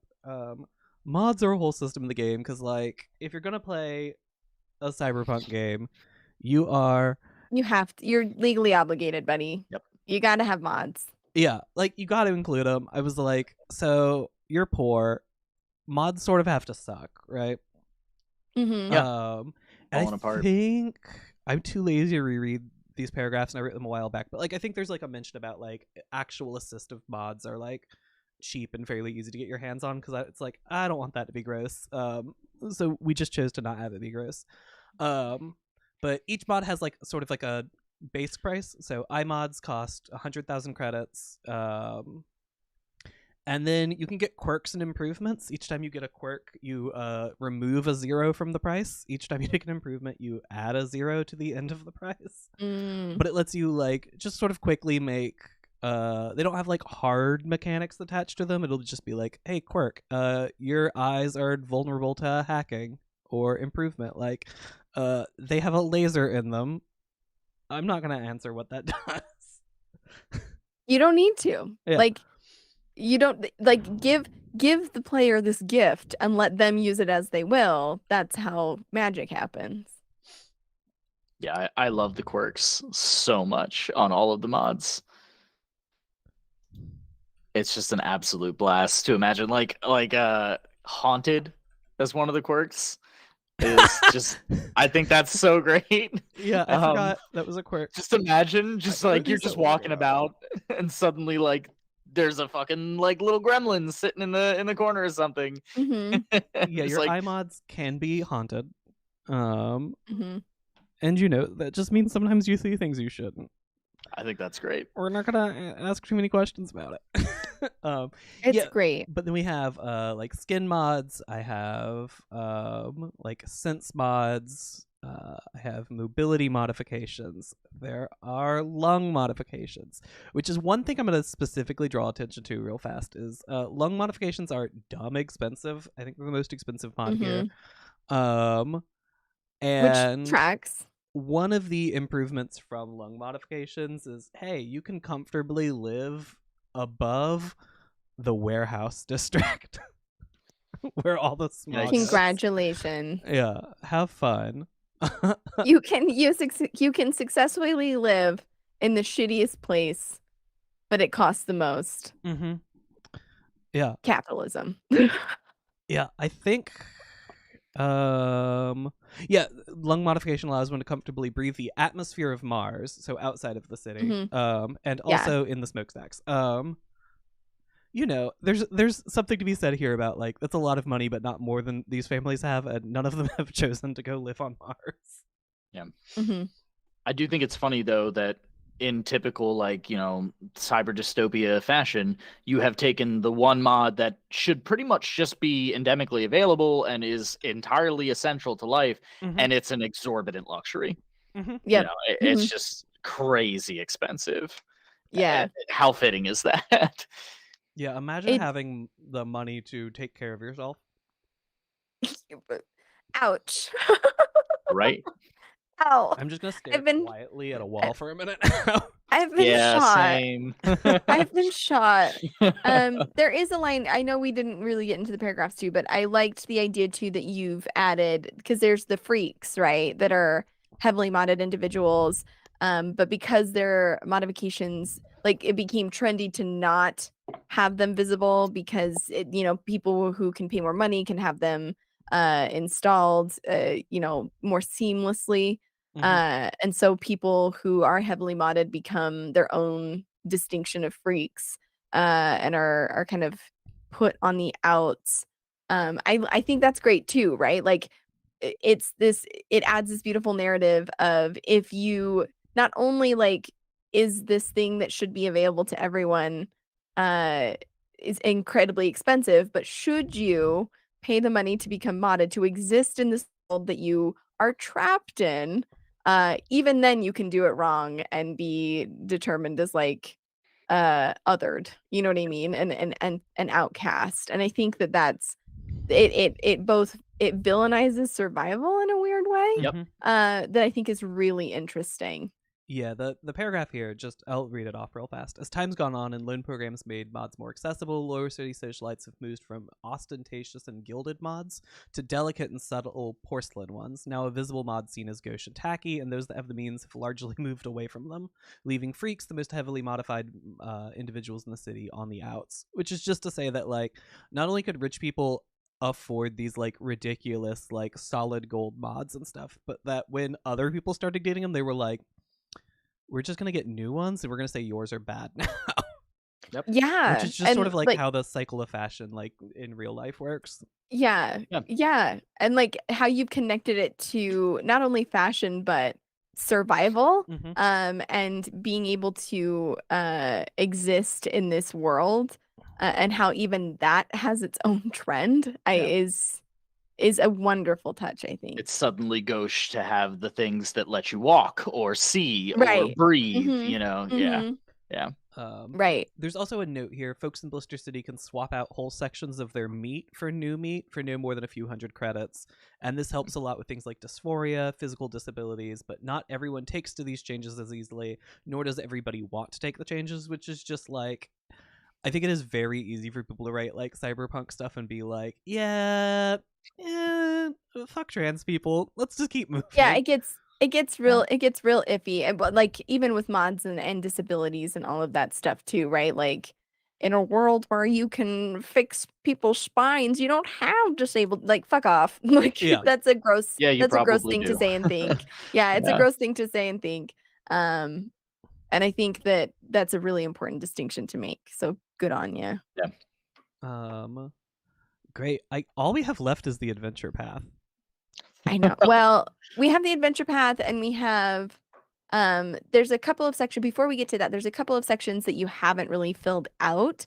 The red wastes and the secrets of the splinter. We don't have to spend too much time here, obviously, because you don't have anything written there. But I wanted to pick your brain a little bit on what you're thinking for those places, or just like give us like the quick snippet of like, this is where I'm at on those parts. Yeah, so the red waste, this is, hey, there's still things that are like out in the dead sections from Mars, right? There were other cities out here. There are potentially other corporations out here, but like you're stuck in one city It's like Yeah. a few miles Mhm. big, right? You don't leave this. So there's like an idea that, if you could get a good rebreather and like rent a car, get out of the city, drive to another city, you could probably like grave rob effectively, right? Like all of Mars Mhm. is a graveyard at this point. You could go out there and there are things that are there are still things that are in people's houses that you could take. Right. And that's really just what the red waste section's gonna be, right? Like, hey, Mhm. these are some of the old cities. Here's like a few tables of things you might be able to find in them. That's great. And then Secrets of the Splinter, it's post-release content, probably. Oh. But it is designed to be sort of I describe it as an out-of-time 2-part adventure about the damnation of Blister City. And this is, where am I? Here I am. It is. Okay, sorry. I am tired.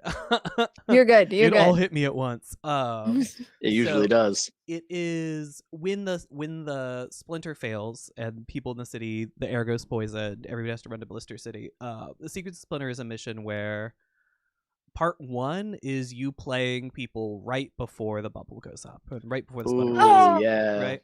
That's And then fun. I love flashbacks. in part Mm. 2, it's 100+ years later, and you are the characters you're currently playing, and they are going back into the splinter and figuring out the thing that happened in the flashback. Mhm. And this is really the answer to the question is like, hey, why did why did the splinter fail? Right. Right. It was working. It worked for 50 years. There were no signs it was going wrong, and then suddenly it reversed and killed everybody. And like, Mhm. hey, something's probably up with that, right? And the answer is yes. Right. And the answer's the answer's not just yes. The answer's yes, and the Crusade probably did it, right?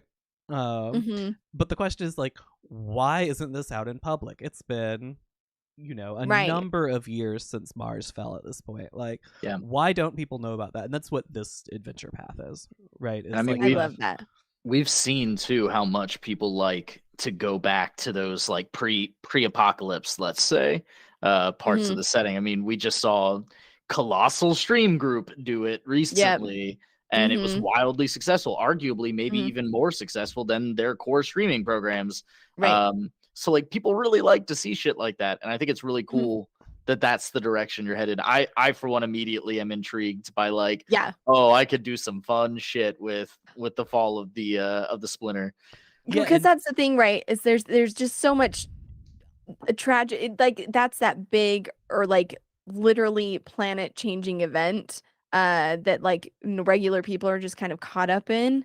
Yeah. And so getting to explore it from both sides of being affected and then figuring out the mystery of it, but doing it with that time in between, like it's a very cool idea. It Yeah. like that in the immediate intensity of the world is ending right fucking now, to well, we're just kind of poking around these old ruins, figuring out what's going on. Like that juxtaposition there is so good. It's very and good. there's this idea that the splinter's been protected. The Ambition's Hand has, and this is like a thing like in the setting guide somewhere, that Mhm. Ambition's Hand's been protecting it ever since they took over the city. Nobody's been allowed in, nobody's been allowed out of it.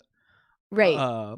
They know something's going on there, and if we jump back in time, right, this mission's going to be like, hey, you're in Ambition's Hand before they become like this gross sort of like corporate police group, right?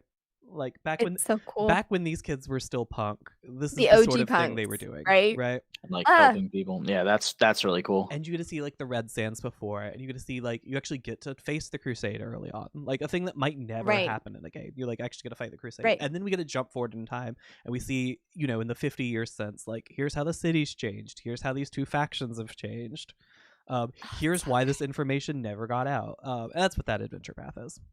I also really like Red Sands a lot because, like, to me, that's the opportunity to lean into the side of cyberpunk that we don't get a lot of for some reason, and it's Mad Max. I don't know why Yes. we don't get a lot of Mad Max, but we don't. And it's so fucking fun and so cool. And every time someone does Mad Max in a TTRPG, it's like my favorite shit ever. And like, I would have a blast with just like what do pirates look like out on Mars? Like, because they exist. You literally have the precedent set for sky pirates. So like, what do pirates look like out on the waves? Because if you can get out there, that means other people can get out there. Yeah. What if there's like whole settlements out there that just survive on the surface and just bounce from town to town or from city to city, raiding what they can, scavenging what they can, and then they move on when it gets too dangerous or too barren. So much fun. This is one of my favorite things is that I love to set up a sentence, right? Like, nobody can get out of Mars. Everybody is trapped here. And then be like, Unless... well, this corporation's outside of it, and this group's outside of it. And there are sky pirates who are technically not in the bubble. So, yeah, they're outside of it.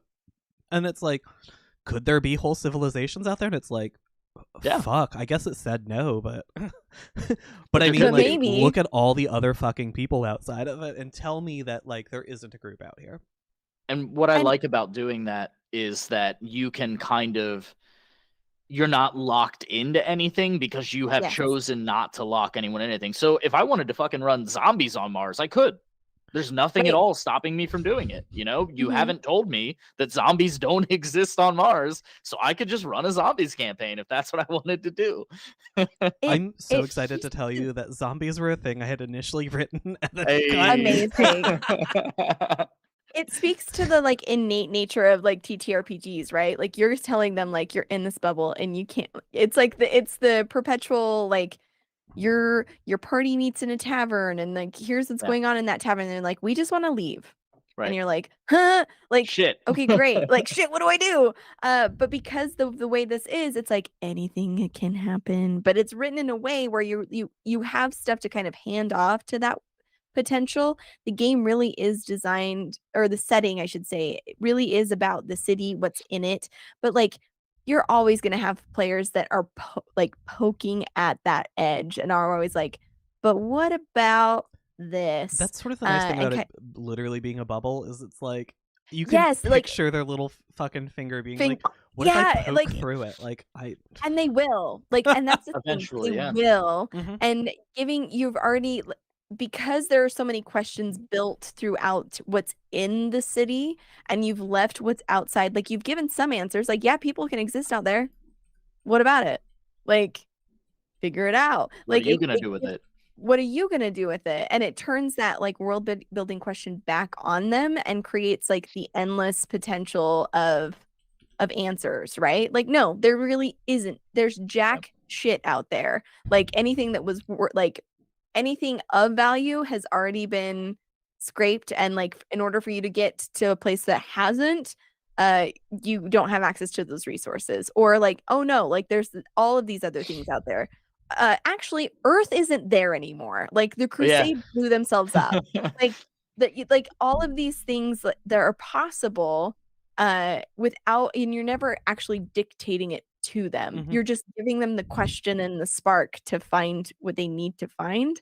And like that's all you need. Like this is setting should facilitate stories. There's a few times where it's like, hey, we're going to imply some things out there, but I'm never going to tell you what it is. That's like good shit. This isn't the Mars setting guide, right? This is the Blister City survival guide. So I'm not explaining what happened outside of the bubble. What gets me so much about this line of thinking too is I literally I consult on world building for a living. It is how I have been paying my bills for over a year now. This is the best way to do it, is you solidify a world with, we'll say, hard enough laws, but really they don't have to be. But you establish a world that is real and feels real, and then you can just walk away from it. You don't need to micromanage anymore because you've already done the hard part. You've already taken the effort in and created something that just lives on its own. So you can step away, and that's the fun part about the way that Blister City seems to be set up so far, and continues to be growing towards, is that like we just said, like you could finally have that player's like pushes against the bubble, pops it, gets out of there, and go look into, the night sky of space, look at Earth through a telescope or something. Like, there was a lot more land on Earth one day, wasn't there? Like, was it always just water? And like Sarah said, like, oh, I guess they did it. They blew themselves up. Right. but you have the rigid, or not rigid, but you have the strong framework in place that I, as the GM, wouldn't be blindsided by that. I wouldn't be scared of this player stepping out, because I'd be like, I know how the world's going to react. I know what the factions are, roughly how the factions are going to react to Earth being gone and the Crusade potentially no longer being a threat. Like, I have an idea of how people are going to react to this type of news, because you've established how these things live and breathe and think. Right. That's that good shit. And I will say, like, Keegan, you've made several comments about, like, it's so much. It really isn't, though. It's so much, and all of it feels necessary. Well, this is where I'm going to tell you to, like, chill the fuck out, because there's a lot of the other times with settings that I'm familiar with certain franchises, like, they're fucking so massive and impossible to, like, digest, and everything has to work in this particular way. Like, they are specific and prescriptive about how you apply the setting. This cuts that shit out. It, like, this is an evening read, maybe, and, like, even the locations you don't have to be innately familiar with to engage with what's happening here. So we're talking a couple of hours to read through the who's what's going on in the history, and you're good to go. Like, I know it feels a lot from, like, a small design, it's from, like, a publishing standpoint, really. It's just like, sure, there like, becomes a question, and Tony's probably in the chat still, and he's gonna be like, hey, you talk to me. Like, there becomes the question of, like, 50 pages in Google Documents, right? 100 locations on sheets. That's another 50 pages easily. That's 150 page, like, print bound, which is just expensive to print. And unfortunately, like, something like this, like, once it gets big enough, it's like, all right, well, you have to print it. And it's like, fuck, I have to print it. Yeah. Oh no, my good idea has to be made in a way that is interesting. Like, I hear what you're saying. It's just expensive, right? Like, for sure. There becomes, like, a practical question of, like, how big is too big to work as, like, a solo dev? Which is, like, sort of the interesting thing here, right? Is that, like, I so far am the only person to write any of this. Like, I've hired Ray Najati, is doing. Love Ray. I have set aside one of the areas of the city. They're just going to take a whole, like, 6 locations. They're writing their own. We're just going to slot it into the city somewhere. That's sick as hell. That's rad. What? Like, that's so cool. They're going. This is my petition to write a faction, BT devs. I am also signing up for that. If you ever need writers. In my notes, I just have I want to make a faction. Like, the nice thing about like, I want to make a faction is, like, there's such a, you just look at how they're done and it's like, oh great, that's how I would do another one, right? Yep. Easy. But I think, like, legitimately from I have not designed anything, but as someone who's engaged with a lot of games, a lot of settings, and consuming this kind of content, I think you're well within the bounds of reasonable. As far as, like, how much is here, the production side, all of that I can't speak to. Well, but from, like, here's the secret, Sarah. You're seeing me freak out about this because I've already cut 20 pages off this game. And that's it. I don't think you have to cut anymore. Like if you're looking at this with the intention, with a fucking knife all the goddamn time. Come on. If you're looking at this, like, where it is now, I'm gonna say stop cutting. Like, stop cutting. Maybe trim a little bit around your locations and stuff, but truly, like, the core of what you have here is brilliant. I just had to give someone the cut a lot of it feedback literally today, because it was just like page after page after page about, like, genealogies, and it's like, man, I can promise you no one is ever going to read that shit. No one fucking cares. No player is ever going to care. Like, no one gives a shit. They're going to read the first 3 and pick one from there. Yep, exactly. And what you've got is both dense enough and sparse enough that it is easy to parse. And for me, like, that's the number one point. I can't speak to the publishing side. I have never printed a book. It's so expensive to print books. I imagine. That's why I've never done it. But as for like a consumer side, as for being a Yeah. GM or even a player who wants to get into this, I need a certain. If I'm buying a setting, I want to be which a fucking setting. Yes, Yeah. exactly. It needs to be complete. I'm not paying someone my hard-earned money. I'm poor as shit.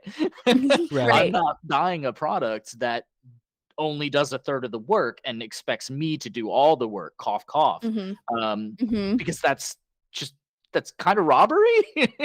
Yeah. Like, what are you selling me then? Mm-hmm. But this here, I think, does a really good job of it. It lays the groundwork. It gives me a really, not even a solid backbone. It gives me a solid nervous system. It really gives me this living, breathing thing that, like I said earlier, I already know. I know how to grow these factions now. I know exactly what I would do running this game with these factions. I know exactly how they'd grow. I could already tell you a dozen things they'd react to that my jackass players would do. Yep. And Yep. I love that. I think I agree with Sarah. I think cutting is probably not something that needs to be done at this point. Slimming down, I can see for sure. Shaping maybe, but not put the machete away. Pull out the little beard trimmer. Like, it really is. Over on YouTube real fast, because I don't think anyone other than me has those comments open. Punksuit just said print on demand's good if you don't want to outlay the initial capital, which is print on demand's fine. All the good print on demand companies, I have moralistic things I don't like about them. That's the reason we're not looking at it. It's the answer is I have to go to Kickstarter. I just don't want to do that. But that's a whole separate stream, so we're just gonna skip over that thought. Yeah. One thing I think would be interesting, just because like I've GM'd different systems for a long time. Alex, you do world building as like income based. I would be very interested to put this in front of someone who is relatively new to TTRPGs and see what they do with it, or like what their initial thoughts are, because I'm looking at this like I remember setting out on like my GM journey and like approaching trying to run a game in the lore that was present and just immediately noping out and homebrewing, because if I'm going to do the work, like I'm going to do the work in a way that makes sense for me. And I would be very curious to see what a little baby GM would do with something like this, to see if they find it approachable, because this answers a lot of questions for me, regardless of system. Just having a setting and understanding it and feeling comfortable in it, this answers a lot of those questions for me. But I would be curious how much of that is based on experience of running games and knowing like these are the kinds of questions my players will ask, or these are the kinds of things that I will need to continue the narrative that we're crafting together. Like, and perhaps like, does this suit my particular style of GMing, which is always narrative first? I'd be very curious to see what a newbie would think. Yeah, I know I mentioned the cutting like 20 pages. It's like I said, I've play tested this extensively. Right, for sure. A lot of that was like, okay, these are things that literally never came up, and thinking about it, I don't think these ever would come up, so we just cut them. That being said, let's just run to the little final bit here, the last adventure path. Or the only adventure path, I guess. It's so good. Yeah, it's a fun little adventure. Sarah, you saw the synthesis of this, and I don't know if you read it and went, wait a second, I recognize this. But... It was really rewarding to see, like, because like little snippets and bits, and we were like, yeah, I'm doing this thing, and there's this album, and like it was very cool to like open this and be like, there it fucking is. Yeah, so it's Expensive Conversations in Cheap Motels is a Chiodo song. Is not even vaguely based on it. Just it had a really catchy name. It was great a name. Really catchy name. Great name. But so here's the adventure path, right? You have a friend named Brick. They're a sex worker who works out of like the middle and upper levels of the city generally. And they are arrested and they are facing execution for the murder of James Perlman Jr., head of the Perlman family we're talking about. So this is an adventure path that introduces you to a bunch of the factions. It really heavily involves the Red Light Rippers, who we were talking about earlier. It really heavily features the Red Sands. It really heavily features AresNet. It really heavily features the Perlman family. And we get into... let me click Spotlight back on. I'm trying to be as unspoilery as possible while doing this. But we get into what do all the factions want, right? Like, so in this adventure path, this is what the Red Sands want. This is what Ares Net wants. This is what the Diamonds want. This is what the Rippers want. We get into all of that, and then it's a murder mystery adventure on some level. Mhm. Like, Brick didn't do this murder. Brick tells you they didn't do this murder. You don't have a reason to not trust Brick.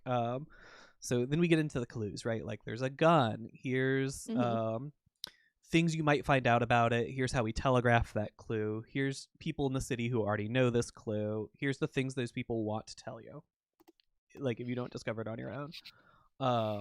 And we just do that through, it's only like 3 or 4 clues, but like each clue branches into like a bunch of different ways things. And then each of those involves different factions, and it sort of like builds your way through the city, meeting people as you go and stuff.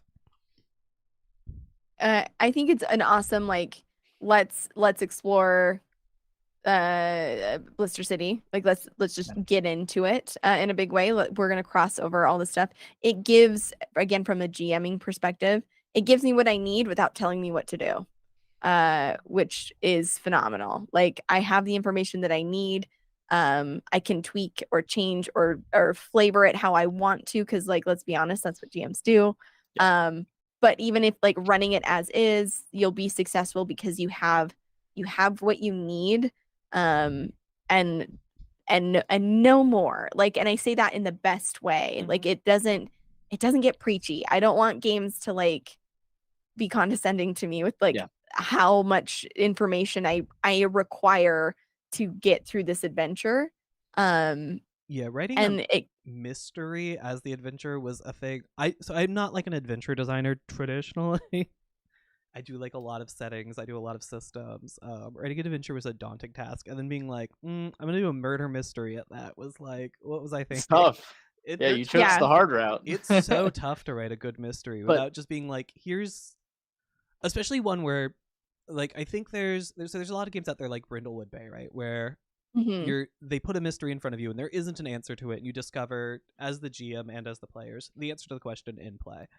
And sort of with, like, this was the thing I was worried about with doing an adventure where, like, the main NPC you're interfacing with is a sex worker, was not coming at this and being like, oh no, he's actually the villain. The corporations, I don't want anyone to be able to read this adventure path and go, right, he is the villain. The corporations were right, and fuck you all. Right. Right. So, like, there had to be like an actual endpoint and goal, and then trying to figure out how to write that as an adventure was a challenge. I think one of the things that I like the most about this, though, and it's a mark that I think most setting-specific intro adventures have never succeeded in doing, is you give me a decent slice of Blister City, like the who's who, the what's what. You give me enough of a slice that if I was using this the way you're kind of intended to do intro adventures, where it's like, here's a new game system or setting I'd love us to play, let's check it out. It does what it needs to do. It introduces my players to this world in a broad enough and yet targeted enough way that they're going to get a good experience with Blister City, with the actual city itself.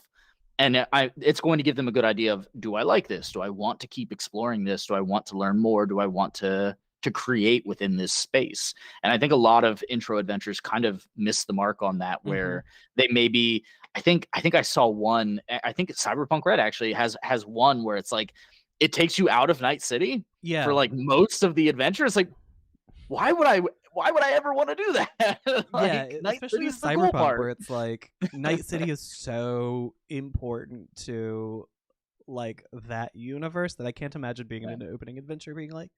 And I think it's probably that, like, there's some degree of, in an opening adventure, you want to really limit what the GM has to know. Sure. Yeah, I don't know. It's but just do what you did, thing. where you give a good.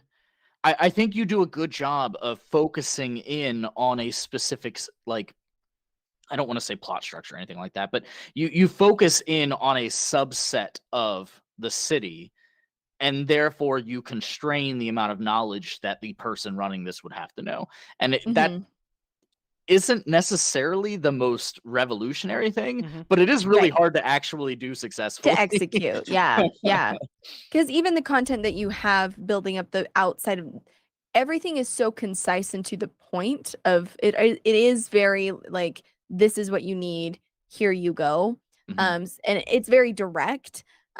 So it doesn't take long for you to get where you need to be. And the adventure is written in such a way where you've already got in its fullest form, it's already very direct. Mhm. So now you're taking it to adventure and you're cutting it down a bit more. It is still consumable, and it's easy to like for the GM to just jump in and play and be like a part of the thing instead of having to read one bit. Like I have to, like again, even this adventure is how many pages? Like not that many. It's really not very big. No. It's Yeah. it's It's small.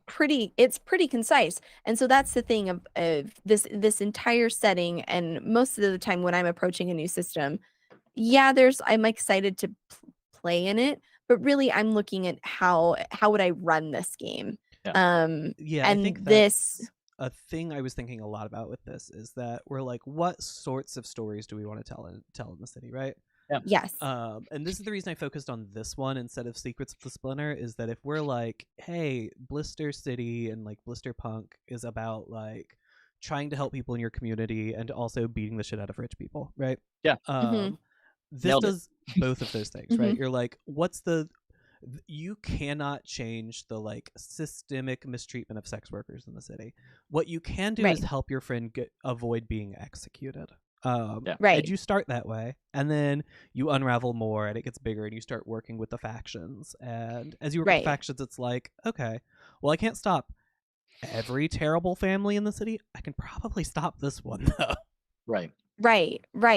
It feels very like we're starting with just your friendly neighborhood punk person and growing out to with the Secrets of the Splinter, moving into a more a wider scope, right? Like your little Spider-Man has joined the larger entity and is solving a bigger problem, but really starting it deeply embedded in the themes of you're a friendly Blister City. You're the friendly neighborhood Spider-Man, not the Avenger Spider-Man. Yeah. Exactly. It's And great too. that's the heart of it, right? Like Yeah. it's community, it's protecting the people that you care about. It's anti-establishment, anti-corp, anti-rich douchebags. Yeah. And that's why this game really shines. And so living in there, making sure that you're starting from that point and then growing and exploring those themes, great, neat. But if you're just trying, like if you start too high, you'll miss the part that makes this special, I think. Right. So I think this is a perfect starting point. Yeah. I think the scope is really the primary appeal to me. I mean, using Cyberpunk as the example once more, like they try once to do this whole adventure that takes on a grand Avengers scale, with Johnny Silverhand nuking Arasaka Tower, and it's a really cool moment, don't get me wrong, and it shapes the history. It's great. Sure. It feels so undeserved in that game. But the thing is like in the TTRPG, the result of that big Avengers moment isn't that you save the day, you're a hero. It's cool. Now there's a nuclear war.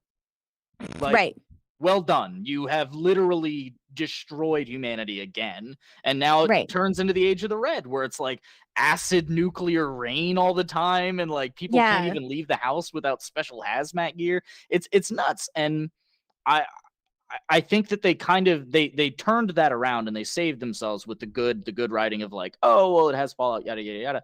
But I think the real point there was like they tried to do this really huge sweeping story in a cyberpunk setting, and cyberpunk doesn't really work as like I'm the grand hero. It's like a setting for sure where it's like, yeah, you should be. These are stories about the people around you and like this is my neighborhood and taking care of your neighborhood. Yeah. So it just feels again like, tying back to our very first point, it feels again like the reaffirmation that this isn't the style over substance cyberpunk. This is, we have names, we're taking action. you know, Yeah. and Mhm. I like that a lot. I Yeah. think that the fact that you both start and end, you bookmark nicely, bookend nicely that point into this little document is Right. chef's kiss, man. Like Yeah. it's great. Well, you say we bookmark it, but the actual last page of this I document know. is It's so in good. fact the drinks of Blister City, which is such an Amazing. insider baseball page. I just really want to explain it for everyone. In original Cyberpunk RPG, the final page was a list of drinks you could have. Amazing. That was like, hey, these are drinks you can make in real life, Yep. based on Cyberpunk. And I was like, what if I stole that? It's What great. did I- It's genuinely great. Yoink. So it's just 6 drinks. It's a stroke of genius. Half of which you could make in real life, and half of which you could not make in real life. This is And very good. each I have recipe tested these. The ones that are real do taste fine. They taste fine. Fine. They're fine. They're future drinks. They don't have to be good. They have to be edible. Like, there's They have to one get you drunk. grenadine tonic water, 200 proof grain alcohol. That's not real. Just put moonshine in it. It's close as we Yeah, can get. it's like you can get to like 180 fairly, not too difficultly. Yeah, it's a real drink though. You could drink that. This is very good. Yeah, I like it a lot. I think that's really cute. And I as much as I think I kind of come across as like dunking on these other systems all night. I don't mean to do that at all. And No, No, you're it, good. as much as like I have been critiquing Cyberpunk as being a little less punk and more cyber, mhm. I do think it's kind of a nice way to pay homage to these things that, like, whether for good or bad, did inspire us and did move things forward and did set trends and did start these genres up into broader fame. Yeah. I really like that. I think that's a cute little. It could be seen either as like the cute little like fuck you, or the cute little like, Right. oh no, I actually really like this. This Yeah. is cool. Right. It's In equal fully parts, just. I thought depending this on the was really day. cool. I thought I was Yeah. going to include Yeah. it. It's going to be the final It's page. so It'll be the great. back end of the cover. I I think love it's that. great. Yeah. It's very fun. Well, and again, like I'm looking at this from like a, hey, do you guys want to play Blister City and make drinks and we can drink Right. at Blister City drinks while we Absolutely, play I Blister do. City? Like Yes. it makes it gives that like in-person kind of Mhm. Incentive. additive. Yeah, like because I feel like never underestimate the power of playing a game in person. I know it's hard to recall those days long gone by, rip, but Yeah. like I like that sense of community that you're embedding in the game to Yeah. get people together around some drinks and play a game. And the nods aside, like that alone is awesome. There is Very a good. follow-up page that's incoming that is foods of Blister City, and it's just going to be like 10 recipes. Keegan, Love it. Alex, am I've already talked to you literally a about chef. this, and I'm going to Please. ask you. No worries. Sarah Let knows me do this. I this. actually went to school for bartending, and this Mhm. is the one time it's ever come up. I love that. In a case. I love that. Yeah, you were mentioning like making good ramen, and I was like, I'm gonna have you write that for an RPG. Like, Yeah, fully do not it. 6 Let's months go. ago now. Let's go. I'm It's so very into that. good. Yeah, there are a few foods referenced in the in the like big document or whatever with all the Mhm. location guide. There we go. There are a few foods referenced in the location guide that I have recipes for written somewhere. I just haven't put them here yet. Amazing. I love it. I think it's sick. And again, I think just like those adding those little tiny touches throughout the document, filling out the rest of it, like you've crushed it. This is Yeah. very good. It's very good. As we're closing out, I think a fun thing would be now that we have read through the system, we've talked through it. Keegan, before I do this though, is there anything in particular that you are like, I need help or feedback on this particular point?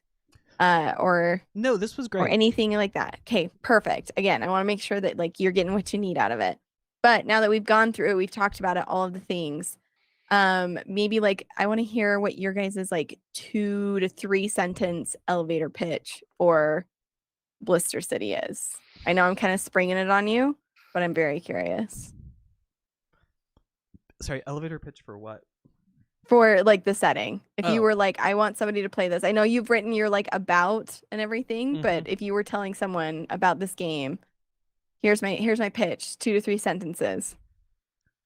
Yeah. I really feel like I can probably honestly, and I'm so sorry to cheat and just read directly off my sheet right But here. do it. But You can. The section right before Origins, literally 2 sentences. The folks who ruined Mars have names and addresses. You have a crowbar and a dream. Make them pay. That was going to be my selling point too, knowing my friends. It's just like, hey, the guys who have been fucking you generationally, we know where they live, and we have guns.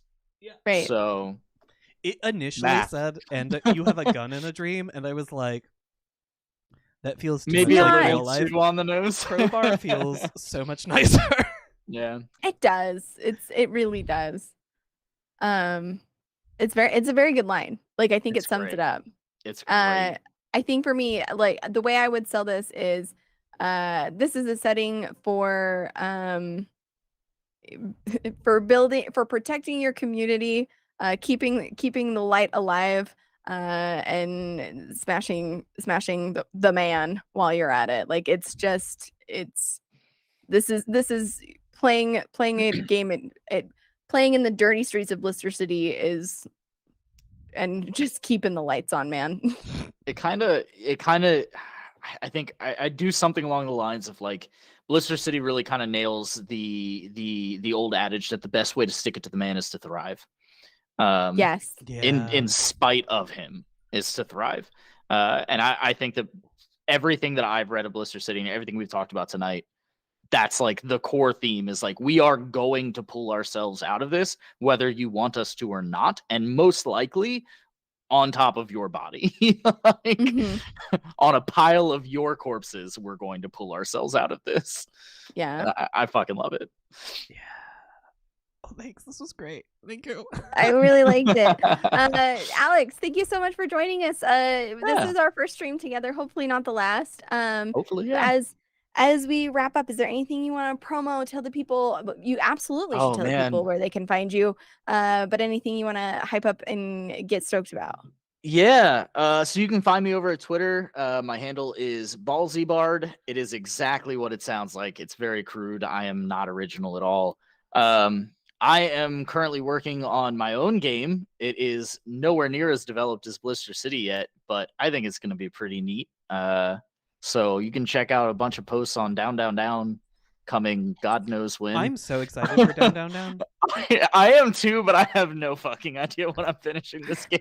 Yeah, join the fucking club out. I was all like, I literally did what you said at the beginning of the stream. I was like, man, this is easy. Like, it'll take me like a month, and here we are, a month and some change later. I'm like, maybe spring. But yeah, I mean, I'm a weird combination of like shit posts and TTRPG opinions, but every once in a while I get real professional and talk about the games and the stuff that I like to write, or I more often though will talk about the games that my friends are making, like Blister City. So feel free to check me out there. Yes. Also, welcome to the cult. You're one of us now. Love being indoctrinated. There's no going back. I'll drink the fruit punch. It's okay. Excellent. Keegan, do we have anything that we've got coming up? I know we're working on getting a couple of character studies in February sorted out. Yes, we're working on getting a lot of things sorted out right now. Enough that true. I don't have a clear idea of what's on our schedule. But if you're interested in keeping up with +1 or the cult specifically, you could just follow at +1EXP on Twitter.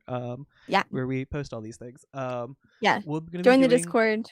A lot do all the in things. February because it is Zine month. And we're trying to do a lot of Zemo coverage. We have multiple episodes of character study lined up. There's just a lot. It's gonna be great. It's gonna be a good time. So come hang out with us and do the things. Yeah. Oh, I'm in charge of the stream, aren't I? I closed. Yeah, you're in charge of the... Not you're like okay. full closed. You got... I didn't click end stream. Right. You were just like, well, and that's it. But I'm gonna tell everybody to go have a good night and enjoy